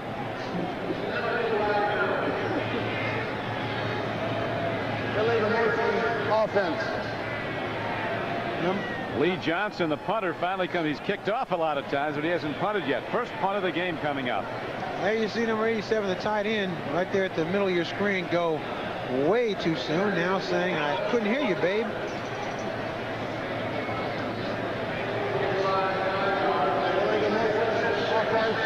It'll still be 4th down.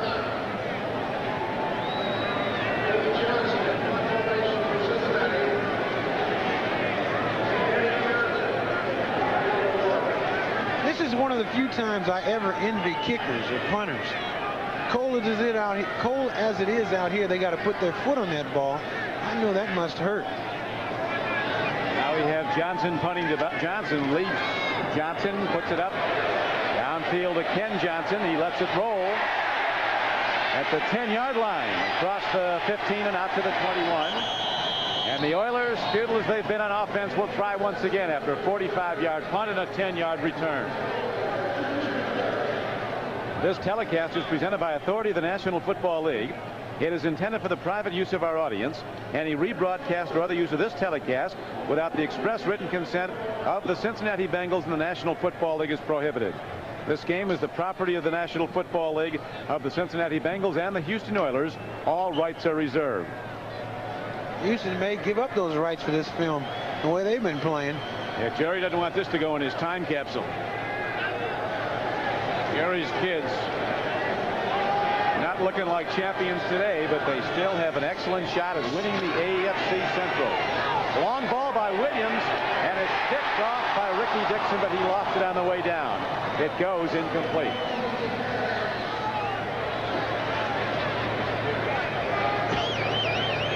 Jason Buck, another big pass rush from number 99. Cody Carlson here just airing this ball up, trying to get a big play right off the bat. He throws it right to Ricky Dixon, but he was under a lot of pressure. Jason Buck has had a fine football game today. Earlier sacking Warren Moon, and right now putting a lot of pressure on Cody Carlson. 18 seconds to go in the third quarter. Second down and 10 comes up now for Houston. Carlson setting in the shotgun.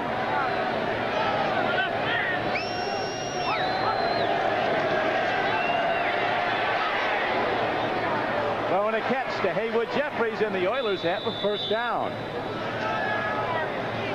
23-yard gain on the play. Ernest Gibbons comes across the middle and gets the reception, number 81. And that's his first catch on the day. When you can shut out a guy like that, you know your defense is playing extremely well. 52-0 Cincinnati. My dream car would be a truck, a Nissan hardbody. I'd race in Baja. Whoa, wait a minute, time out. Make that the mountains. With nobody around except my girlfriend. And a pizza. And my boss. Somebody's got to wash the truck.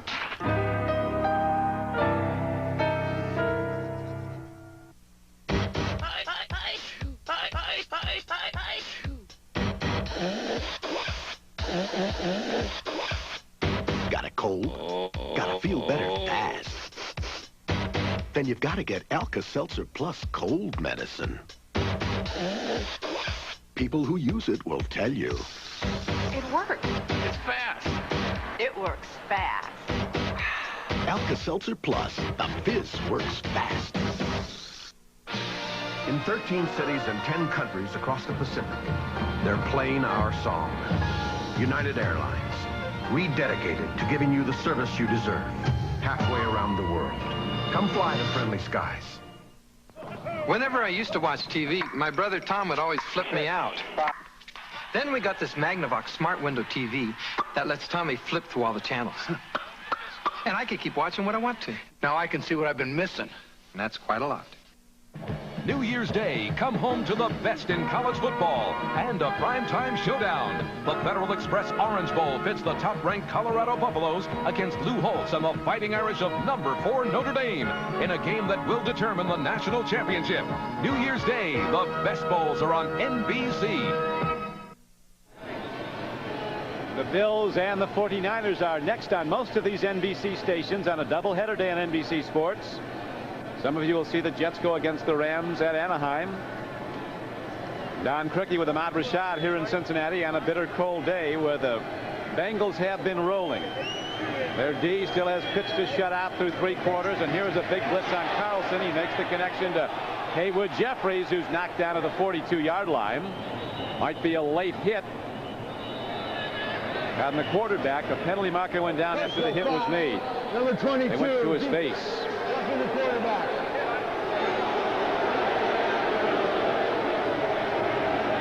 Eric Thomas on a cornerback blitz. Watch him hit the quarterback. Boom. I don't see how. I mean, where else was he supposed to hit him? He didn't hit him in the knees. He hit him just as it hit him just as he let the ball go. So the personal foul assessment, the official ruled, though, was a hit to the head, I think. Once again, we'll see it again. Here you see Carlson backing up. Now here comes Thomas. He lets the ball go and he's hit. He couldn't have pulled off. Maybe it was pity by the official. I doubt it.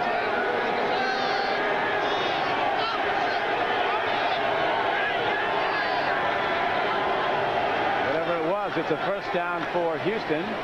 As running hard with the ball is Tracy Eaton, a 230-pound fullback.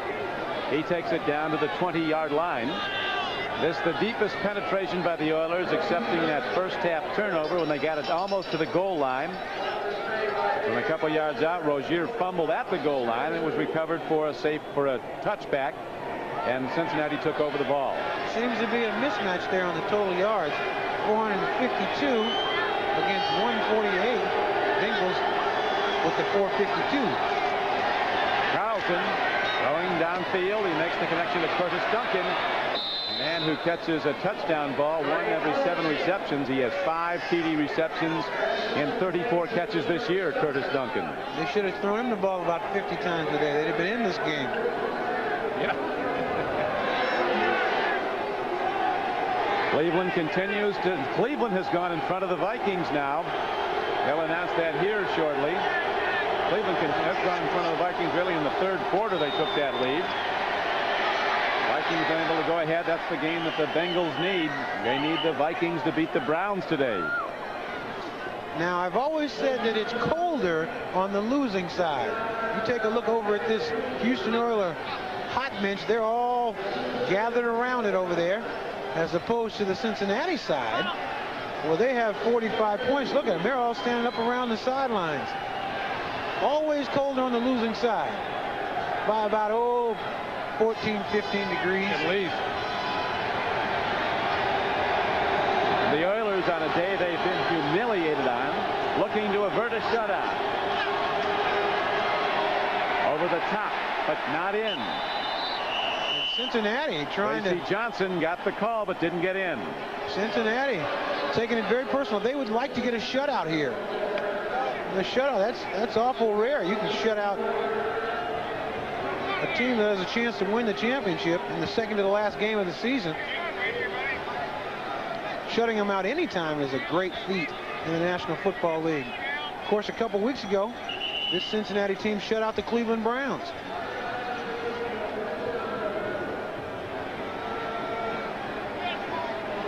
They've got the clock stopped, and that's good. They want this to go as long as it can possibly go. 13:24 to play, 52-0. Maybe if they can just live out the nightmare, it all goes away. There's no carryover for next week. Now we've got things straightened out. They're spotting the ball. Second down and goal from the 2-yard line for the Oilers. It is a precarious position for this Houston Oilers football team. Anytime people start saying all you got to do is win one of the last two, you need to win that first one. Actually, first down at the 1-yard line where it's positioned. First and goal, so the Oilers in point-blank range, but they were before, you remember, when Rozier fumbled. And I don't think we've seen him since, have we?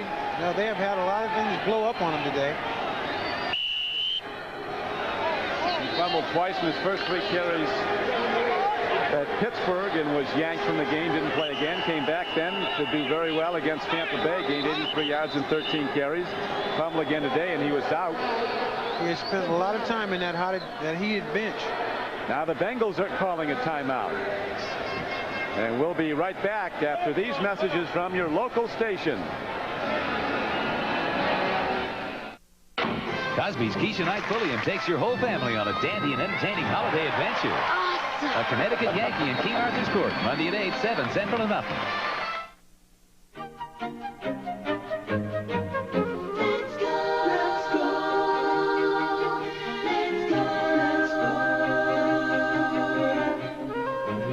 For your own personal wine specialist, for a global selection of delicately aged wines and finely brewed beers. Let's go for the best. Let's go Krogering. Let's go Krogering. Let's go. Save on Tots Brut and Extra Dry Champagne, now $7.99 a bottle. And now let's discuss your health benefits. These are your PPOs, your HMOs, your IPA. Stop. This is nuts. I just want good medical coverage for my family, that's all. Can't one company make sense out of this mess? Community Mutual can, and we have. Our health maintenance plan and Community Preferred make the right benefits and the right price easy to find. So instead of trying to deal with all of these, all you have to remember is Community Mutual, Blue Cross and Blue Shield, the strength to lead. The game of football seems simple on the field, but off the field, the business of football isn't. Because players depend on trainers. Trainers depend on assistant coaches. Assistant coaches depend on the head coach. The head coach depends on the front office. All of them depend on communications. And that's why the NFL and its teams depend on GTE. Now, isn't that the kind of support your business should depend on? GTE, the telecommunications consultant to the NFL. Bing Crosby in the Bells of St. Mary's Sunday night. Be interesting to see if Mike Rozier's in the starting lineup of Ahmad next Saturday night when the Oilers go against the Cleveland Browns. They will have to have their best next week. They have put so much pressure on themselves by the way they've played here today. I mean, it's tough. I mean, they got a tremendous rebound to come off of a shellacking like they're taking here today to come back and try to beat Cleveland next week. And Cleveland's showing that they want a bit of it too by leading the Vikings right now.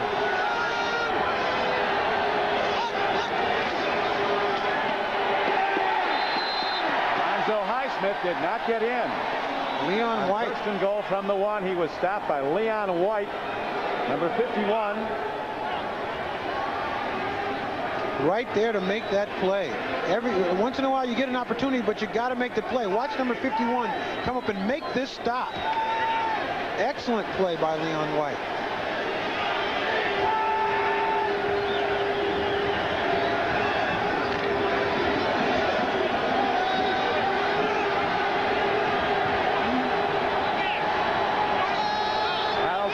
quarterback. Oilers try again. Pitch back. Lorenzo White. And the Oilers are on the board with 12:24 to play in the game. It is a 52-6 game. Sam White's wanted to pitch a shutout. He sure pitched a humiliation. His Bengals had. There's very little difference in 52-0 and 52-6. Just an option here for Lorenzo White to go inside or outside. He chooses to turn this play up and gets in the end zone.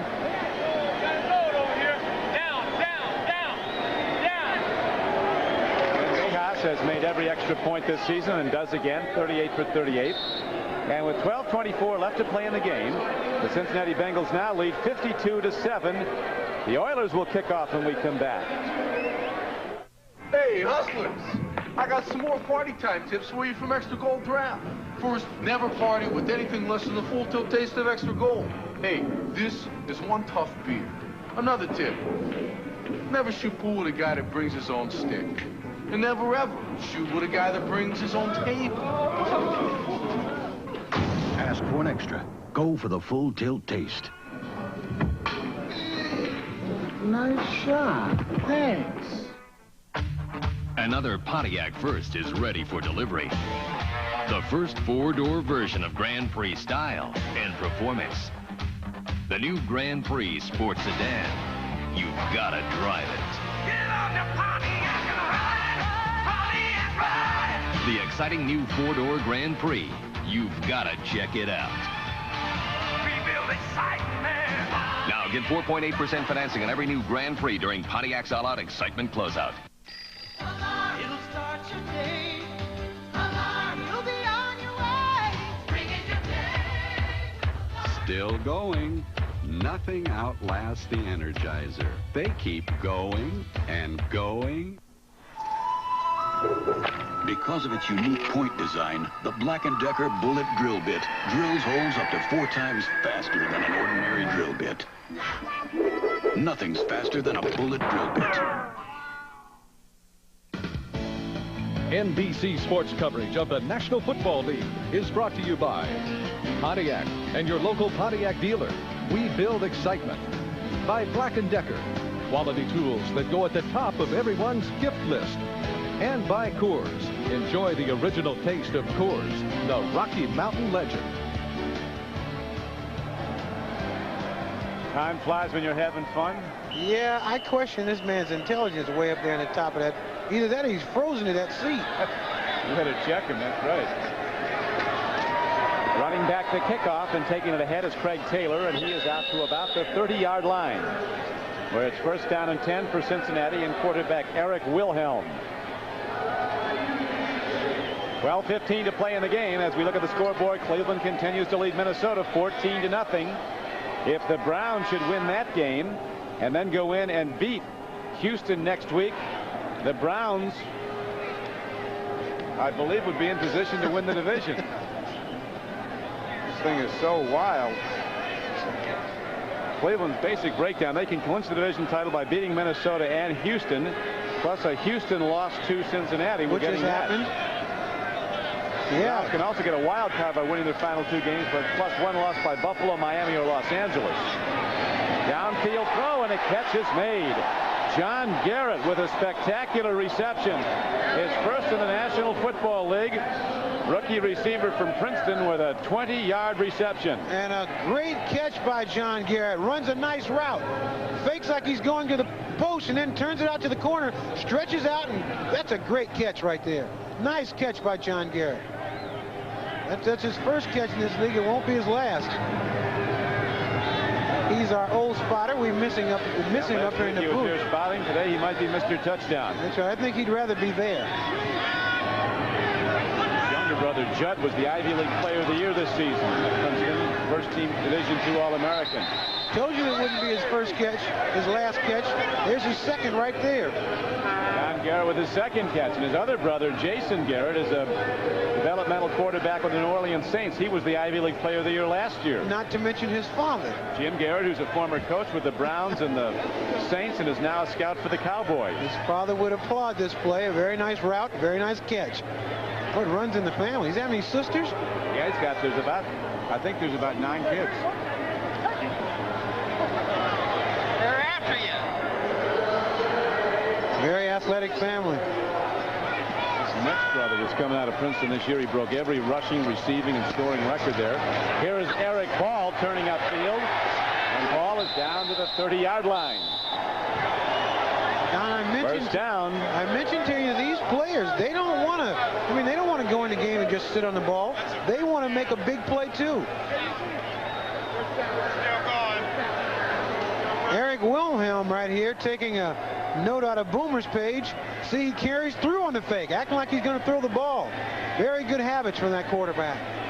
Learned them from the master, Boomer Esiason. Still a lot of time to play. 10 minutes and 45 seconds to go. Ira Hillary goes in motion. First down and 10. Bengals go to the run, and they take it to the 30-yard line. Cincinnati continues to lead this game 52-7 after building up a 52-0 lead. That's something that Sam Wysche, we talked to Boomer about this hand faking and everything, and Sam, during the course of practice, stands around in different spots on the field and watches his quarterback fake. And if he can detect the ball, he'll walk over and say, hey, I was standing right where the cornerback stands, and I could see the ball, so you got to work on it a little bit better. And it is a great play by a quarterback that has the ability and the patience and the habits to really fake that ball. It gives you a lot of time to throw the ball and keeps a little bit of pressure on those defensive linebackers. Eric Wilhelm from Oregon State, out of Portland, Oregon.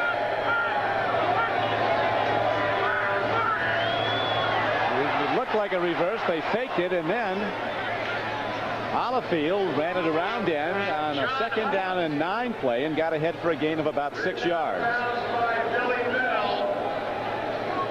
Billy Bell made the knockdown, number 33. Also on the play was 21, Tracy Eaton. I mentioned that Eric Wilhelm went to Oregon State.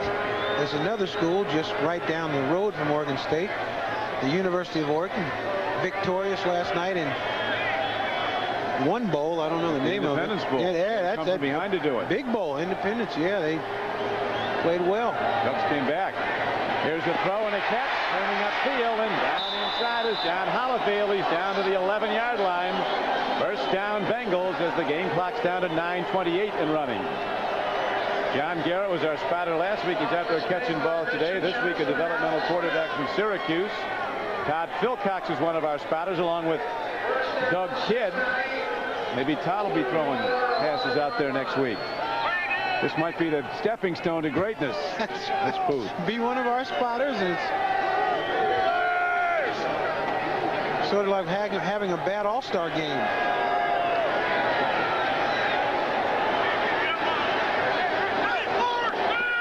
Bengals set with Hillary in motion. Garrett is wide left. Olifield runs on first down. He is cut down at the 12-yard line by Eugene Seal, number 53. Also on the stop on the play was 95, William Fuller.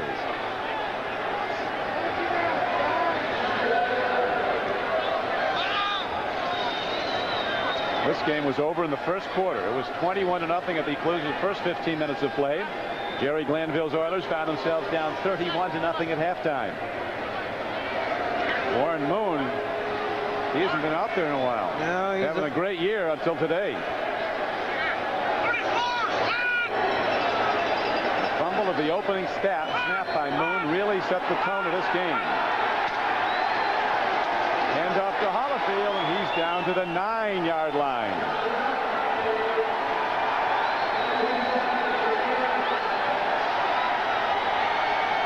Holifield was about a step away from going all the way.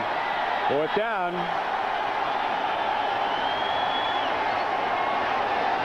3rd down and 9 coming up with the ball as position. Watch a cutback by Hollifield. He gets back over in the hole. There's some room in there, but he starts to slip. Tackled by Dishman.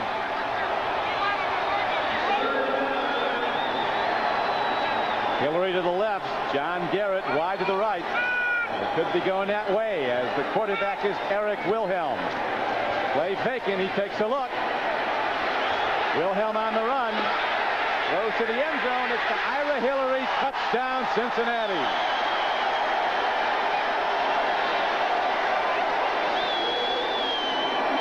(58-7).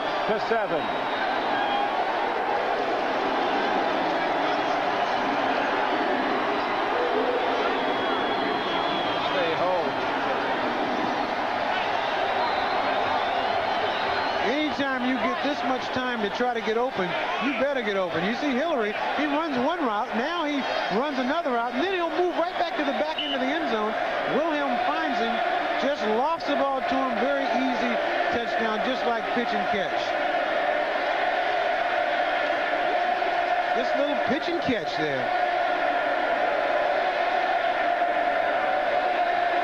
And then the fans just yelling, Jerry, Jerry. Lee Johnson will now try the point after. He hits it. A carom shot that was no good, so it stands at 58-7. And the Bengals will kick it off in a moment. It's big. It's now. It's Pontiac's all-out excitement closeout.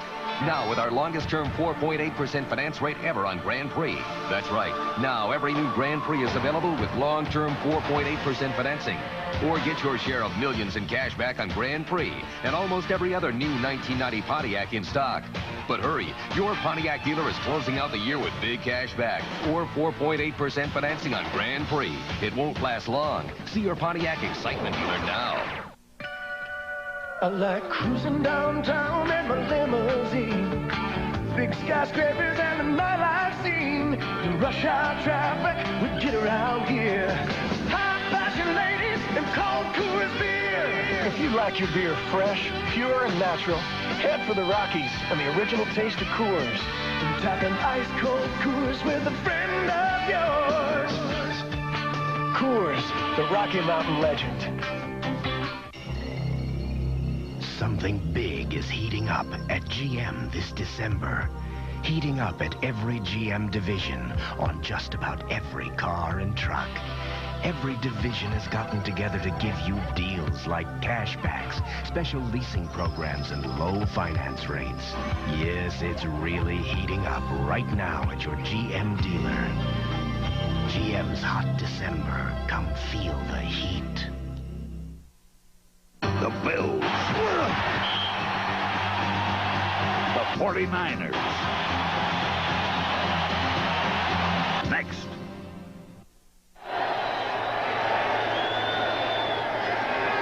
Former Bengal Bob Trumpy here in the stands. Having a heck of a time watching his old team. That's the old Trumpster put up he's got a Bengal outfit when he gets a day off. That Trumpster, that's him. Nice makeup job there.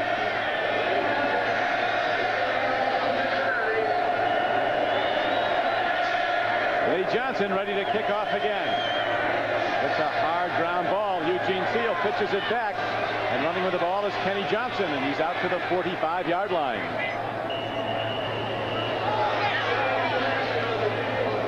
Now the Vikings have gone in front of Cleveland 17-14. Now the Bengals stay alive on two fronts, certainly their own, and also they need a Viking win over the Browns today. Indianapolis destroyed Miami. San Diego with a 7-point lead on Kansas City.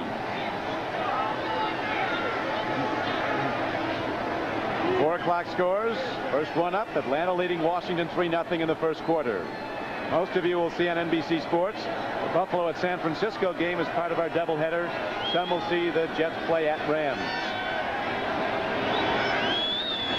Cody Carlson fires in the flat. Taking the ball out to the 45-yard line is Leonard Harris. They just flashed the Vikings leading the Browns. They have had some great finishes in that rivalry, Minnesota and Cleveland, so I think they better keep their eye up on that scoreboard right to the end. 17-14 right now, Vikings. But the Vikings would, the Browns would still have to beat the Oilers at Houston next week, and Sam Wysche and his Bengals would still have to beat the Vikings at Minneapolis. That's right. A guy standing right next to him who would like to be a part of this is Ickey Woods.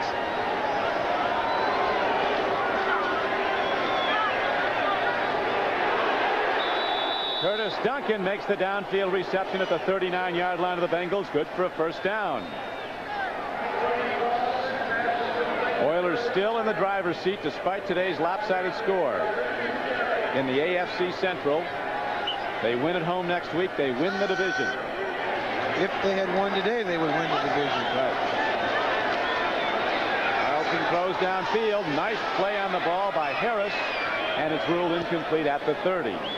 Stopping the clock with 5:58 to play.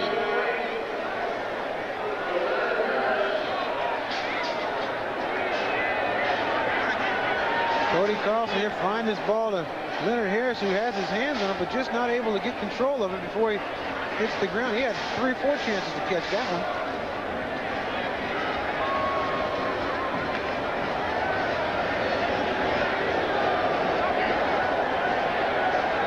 Has very good ability. Captain of the Baylor Bears his senior year. Big, rangy, strong arm. That time, though, he's picked off. It is ruled an interception, and Cincinnati has the ball. Fulcher with that's his 3rd interception, and he's got a fumble recovery. 3 interceptions and a fumble recovery. He also had 3 interceptions versus Kansas City on October 1st. The world's largest safety came to play. He doesn't miss anything. He doesn't miss ball carriers, interceptions. This man here is having a great year. Just a great year. We were talking the other day. He was mentioning about Ronnie Lott. He said, you know why Ronnie Lott gets so much publicity? He always gives you the big hit.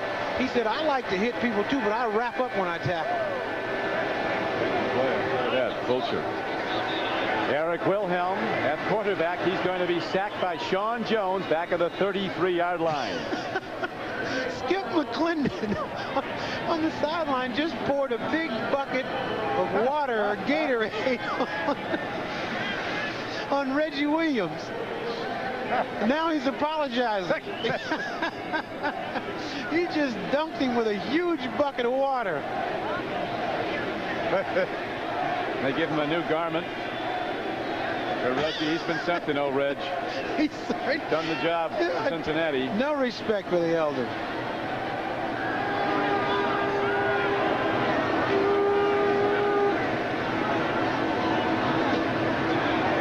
Turning the corner is Olifield, and he'll be out of bounds at about the ball close to the 40-yard line. Usually when you run a ball on the opposing sideline, you have to run through opposing players that are standing along the sideline, but there's a traffic jam on that bench over there on that Houston side. Bengals making judicious use of the clock, Ahmad. Still have 5:55:18 left to play. Good enough for 3-4 more scores. 58-7. I think this one's in the barn, Don. Well, they're saying it ain't over till it's over. Well, this one was over in the first quarter. Yeah, this is the point where people can keep saying, why are they trying to run up the score? They're not trying to run up the score. It's that these players want to play, and I mean, they get paid too. Ira Hillary makes the catch out to the 45-yard line. They pick Third down play, and he's just short of a first down.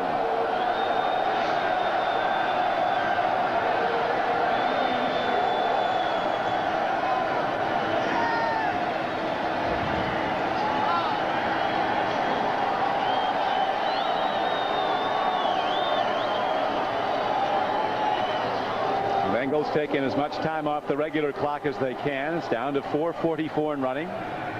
They led 21-0 at the end of the first quarter. They led 31-0 at the end of the first half. They led 52-0 at the end of 3 quarters. Now they lead 58-7. Running hard and fighting ahead for yardage, but maybe not there, is Craig Taylor, number 20. We'll see where the spot is.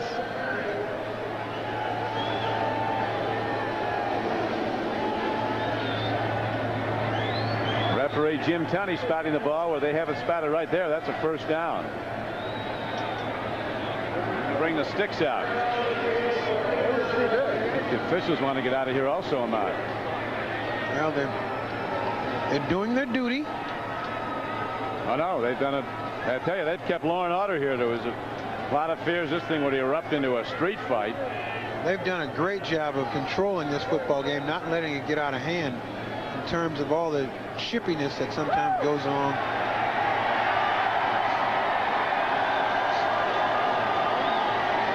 First down, Bengals with 4:16 to play. There's the run. Oh, yeah, you can see the forward progress. Craig Taylor fighting and getting free and getting ahead for the first down. Jim Anderson, running back coach, up to the left of your screen.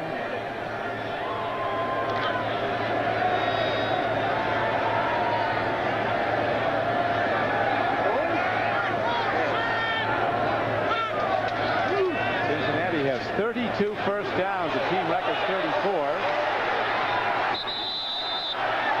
Blocker stopped with 40 at the 42-yard line with 3:51 to play. Hollifield managed to get out of bounds and stop the clock.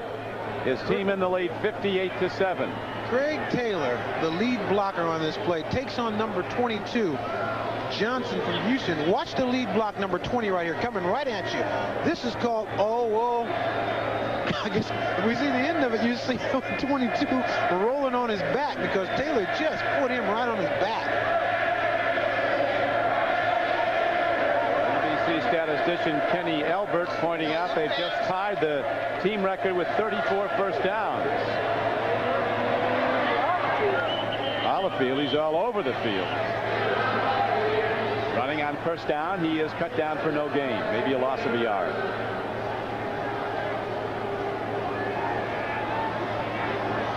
Hollifield trying to show that he deserves some playing time, even when the score isn't 58-7. They called him their secret weapon. They got two good runners, first-year runners from West Virginia, John Hollifield and Craig Taylor. Another pretty good first-year runner from UCLA, Eric Ball. We're hoping to have Ickey Woods back at full speed next season, rehabbing in surgery after surgery on his knee following the Steeler game early in the season. Well, when you don't get to play a lot, you want to take your time when you're out there, and that's what Wilhelm is doing. He calls a timeout. A little bit more time out there. We got a little camera time going here. It's the Bills and the 49ers as the second half of our NBC Sports doubleheader today. Some of you will see the Jets go against the Rams. Those second games well underway. A lot of these people here at this stadium trying to rush home so they can see that second half of the doubleheader. Minnesota still 17-14 over Cleveland. That's the big score here. Green Bay has defeated Chicago 40-28. Those Packers are back. So I wonder if Tony Mandrich played. Article in the paper today, his weight's down 40 pounds since he reported. Hadn't done much for his playing ability, though. Self-proclaimed the greatest tackle to hit the pros in some time. Rams lead the Jets 7-0. Bills and the 49ers, no score. Handoff. Derek Ball is caught on second down. Second down and 11, back at the 45-yard line. Scott Kozak, a first-year linebacker from the University of Oregon, makes the tackle. And Reggie Williams over there, his last home game. I don't know what he's looking at. Maybe he's got a monitor trying to find out what's happening in Cleveland. From Hawaii or something.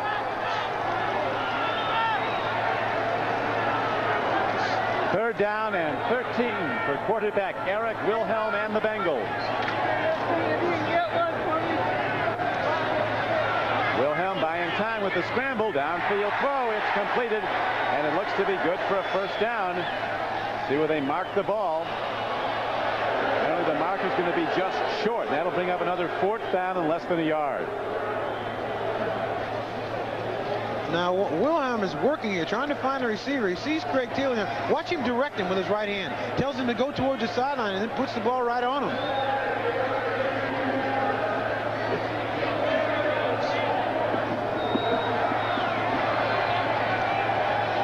Big Scott Jones, number 77, is in the game.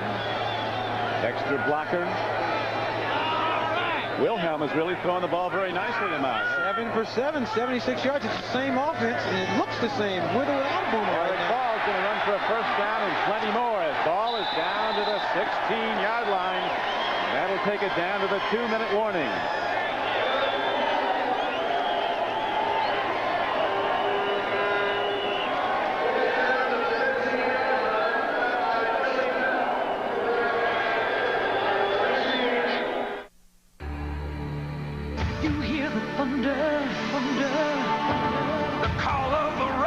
Moving quick and with purpose. That's the whole idea behind Pontiac's newest Grand Prix.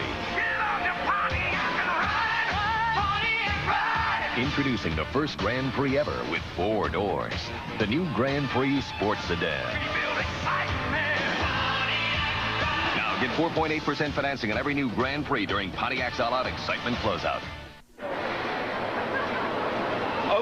Okay, have it your way. You can't change pollution. You can't change the deficit. You can't change the price of bread. But you gotta start somewhere.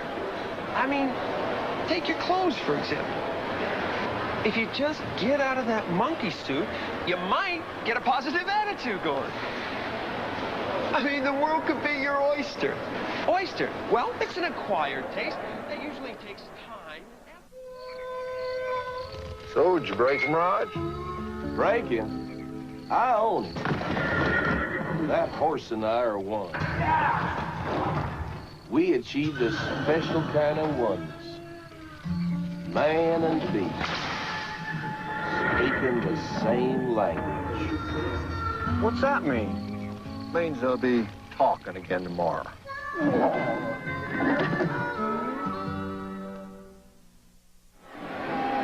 Now it's time for the Most Valuable Player Award, sponsored by Budweiser. Today's MVP is quarterback Boomer Esiason of the Cincinnati Bengals. Budweiser will make a contribution to the United Way on behalf of all the MVPs selected in today's games. Esiason with a big day. The whole Bengal offense and defense had one right from the outset. Reporting now from Cleveland Stadium.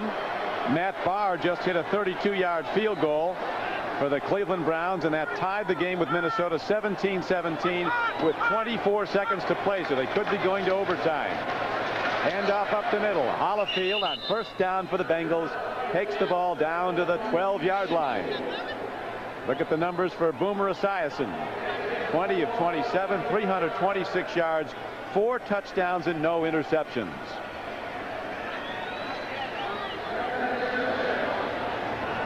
And now they have done their part. They just have to hope that Minnesota can beat Cleveland. 17-17, 24 seconds left to go. I remember a similar scenario a few years ago. Bengals will be trying to get it in the end zone again. Pitch back to Hollifield. Turning the corner, and Hollifield is down at about the 13-yard line. Game clock, as you see, ticking down to the final minute of play. Sam White's calling for him to step it up. Either that or he's thinking Yahoo. Today's margin, 51 points. It could go higher. 44 seconds to play. 3rd down, the ball, 3rd down and 6 from the 13-yard line.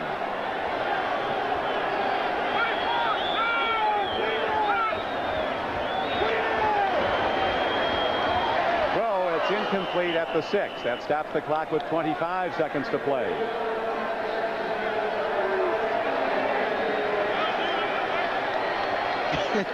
Sending out the field goal unit. Here comes the field goal team, but kick a field goal leading 58-7 with 25 seconds to play. And they're not letting Johnson kick. They're letting Breach kick this one.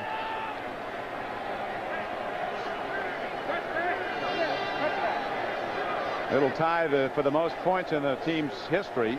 61, which was originally set against the Oilers at Houston some years ago. Now, Houston, number 1. Now, while they come out to kick a field goal, Jerry Glanville and the Oilers call for a timeout. Now, the way you vacuum your rug can be the way you vacuum your bug. But only with the powerful new Car Vac Power Brush from Black & Decker. It's the first vacuum that's at home in your car. Maybe you can't avoid winter, but you can sail right through it in the Caribbean, Florida, or Hawaii. Let American Airlines take you where. There's something special in the air. Jerry Glanville and Sam Wysche, the adversaries. Wysche, the coach of the Bengals, with his team leading 58-7. So Glanville, as the Bengals set up for a field goal try to get even more before the final gun, Glanville calls a timeout. You don't think that this could be a fake field goal, do you? I mean, that would be the ultimate. I don't know. I wouldn't put it past Sam. So he might have the two generals meet at midfield and slug it out. Spare the troops the rest of this. Bengals setting up for the field goal try, which, if good, would make it a 61-7 game. Jim Breach ready to kick it. Lee Johnson holds. Kicks on the way, and the kick is good. 21 seconds to play, and the Bengals extend their lead to 61-7. Right according to Sam Wyche's plan. He said, we want to come in here and not only beat them, we want to put the hurt on them. And they've done even more than that here today. I'll tell you, Ahmad, leading 61-7 with 21 seconds to play. This is a good time for an onside kick. Huh? Well, they've been doing that all day, kicking the ball onside. Yeah, they have. They worked once. Ira Hillary came down and fielded one-on-one bounce, and they went right in and scored after that.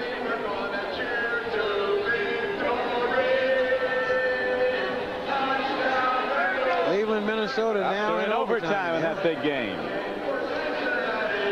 The executive producer of NBC Sports is Terry O'Neill. The producer of today's game, Terry Ewert. The director of today's game and the coordinating producer of NFL football on NBC, Ted Nathanson. Our thanks to them and to spotters Doug Kidd and Todd Philcox and NBC statistician Kenny Elbert. As Warren Moon is on the bench with John Grimsley trying to ward off the cold. The Bengals are ready to kick it off again with 21 seconds to play.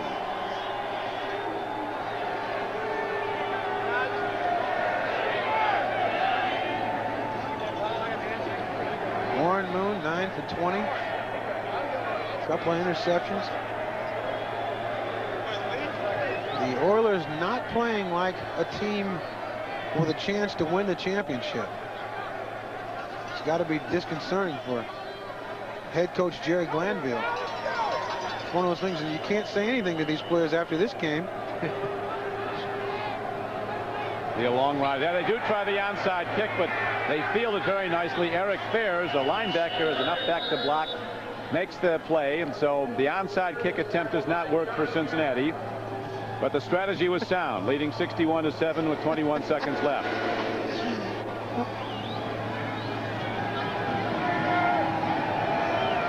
The rivalry grows deeper. 61-7 and an onside kick. I told you, I expected it. That's like... Got to go with that strategy in these points in the game.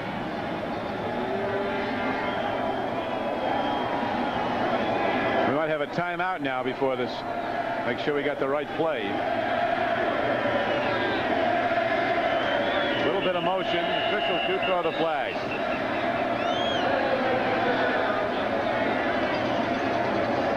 The Browns and the Minnesota Vikings are in overtime as referee Jim Tunney signals the illegal procedure call against Houston. And in the second quarter, the Bills have the lead over the 49ers 3-0, which means nothing in San Francisco if you watch the Monday night. Coach Glanville has the headset off. So does Coach Wysche. They're going to make all their calls now just off what they've seen so far without any help from up high. Carlson dropping to throw. Long ball downfield. He's got a live arm. It's incomplete. Intended for Curtis Duncan. Still time for at least 2 more plays, though. 10 seconds left. You can run a couple plays in 10 seconds, right? Yeah, but it doesn't matter. Well, we know that. That's right. This whole thing, from a final number standpoint, really hasn't mattered since the first quarter. That's when it was over, 21-0. These Cincinnati Bengals, they really got it together for this one. It was 21-0 before the game was 5 minutes old.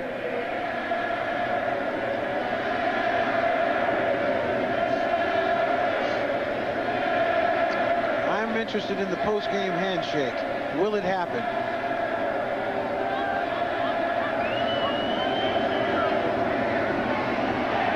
Free ball. The Oilers fall on it with 4 seconds, 3 seconds left. That's going to do it as the clock runs out, and the game is over. Coach Glanville is leaving without the perfunctory handshake, as you would imagine he would. He wants no part of this. He's on his way out of here, back to Houston to regroup. The Oilers beaten badly today, losing 61-7, but still very much alive in the playoff hunt. A win next week at home against the Cleveland Browns would get them in as AFC Central champion. But today, for the Oilers, it was awful. For Sam Wysche and the Bengals, it's never been better. Stay tuned on most of these NBC stations for the second game of our football doubleheader. Most of you will see the Buffalo Bills take on the defending Super Bowl champion San Francisco 49ers. From Ahmad Rashad, this is Don Criqui. Glad you'll be with us in Cincinnati.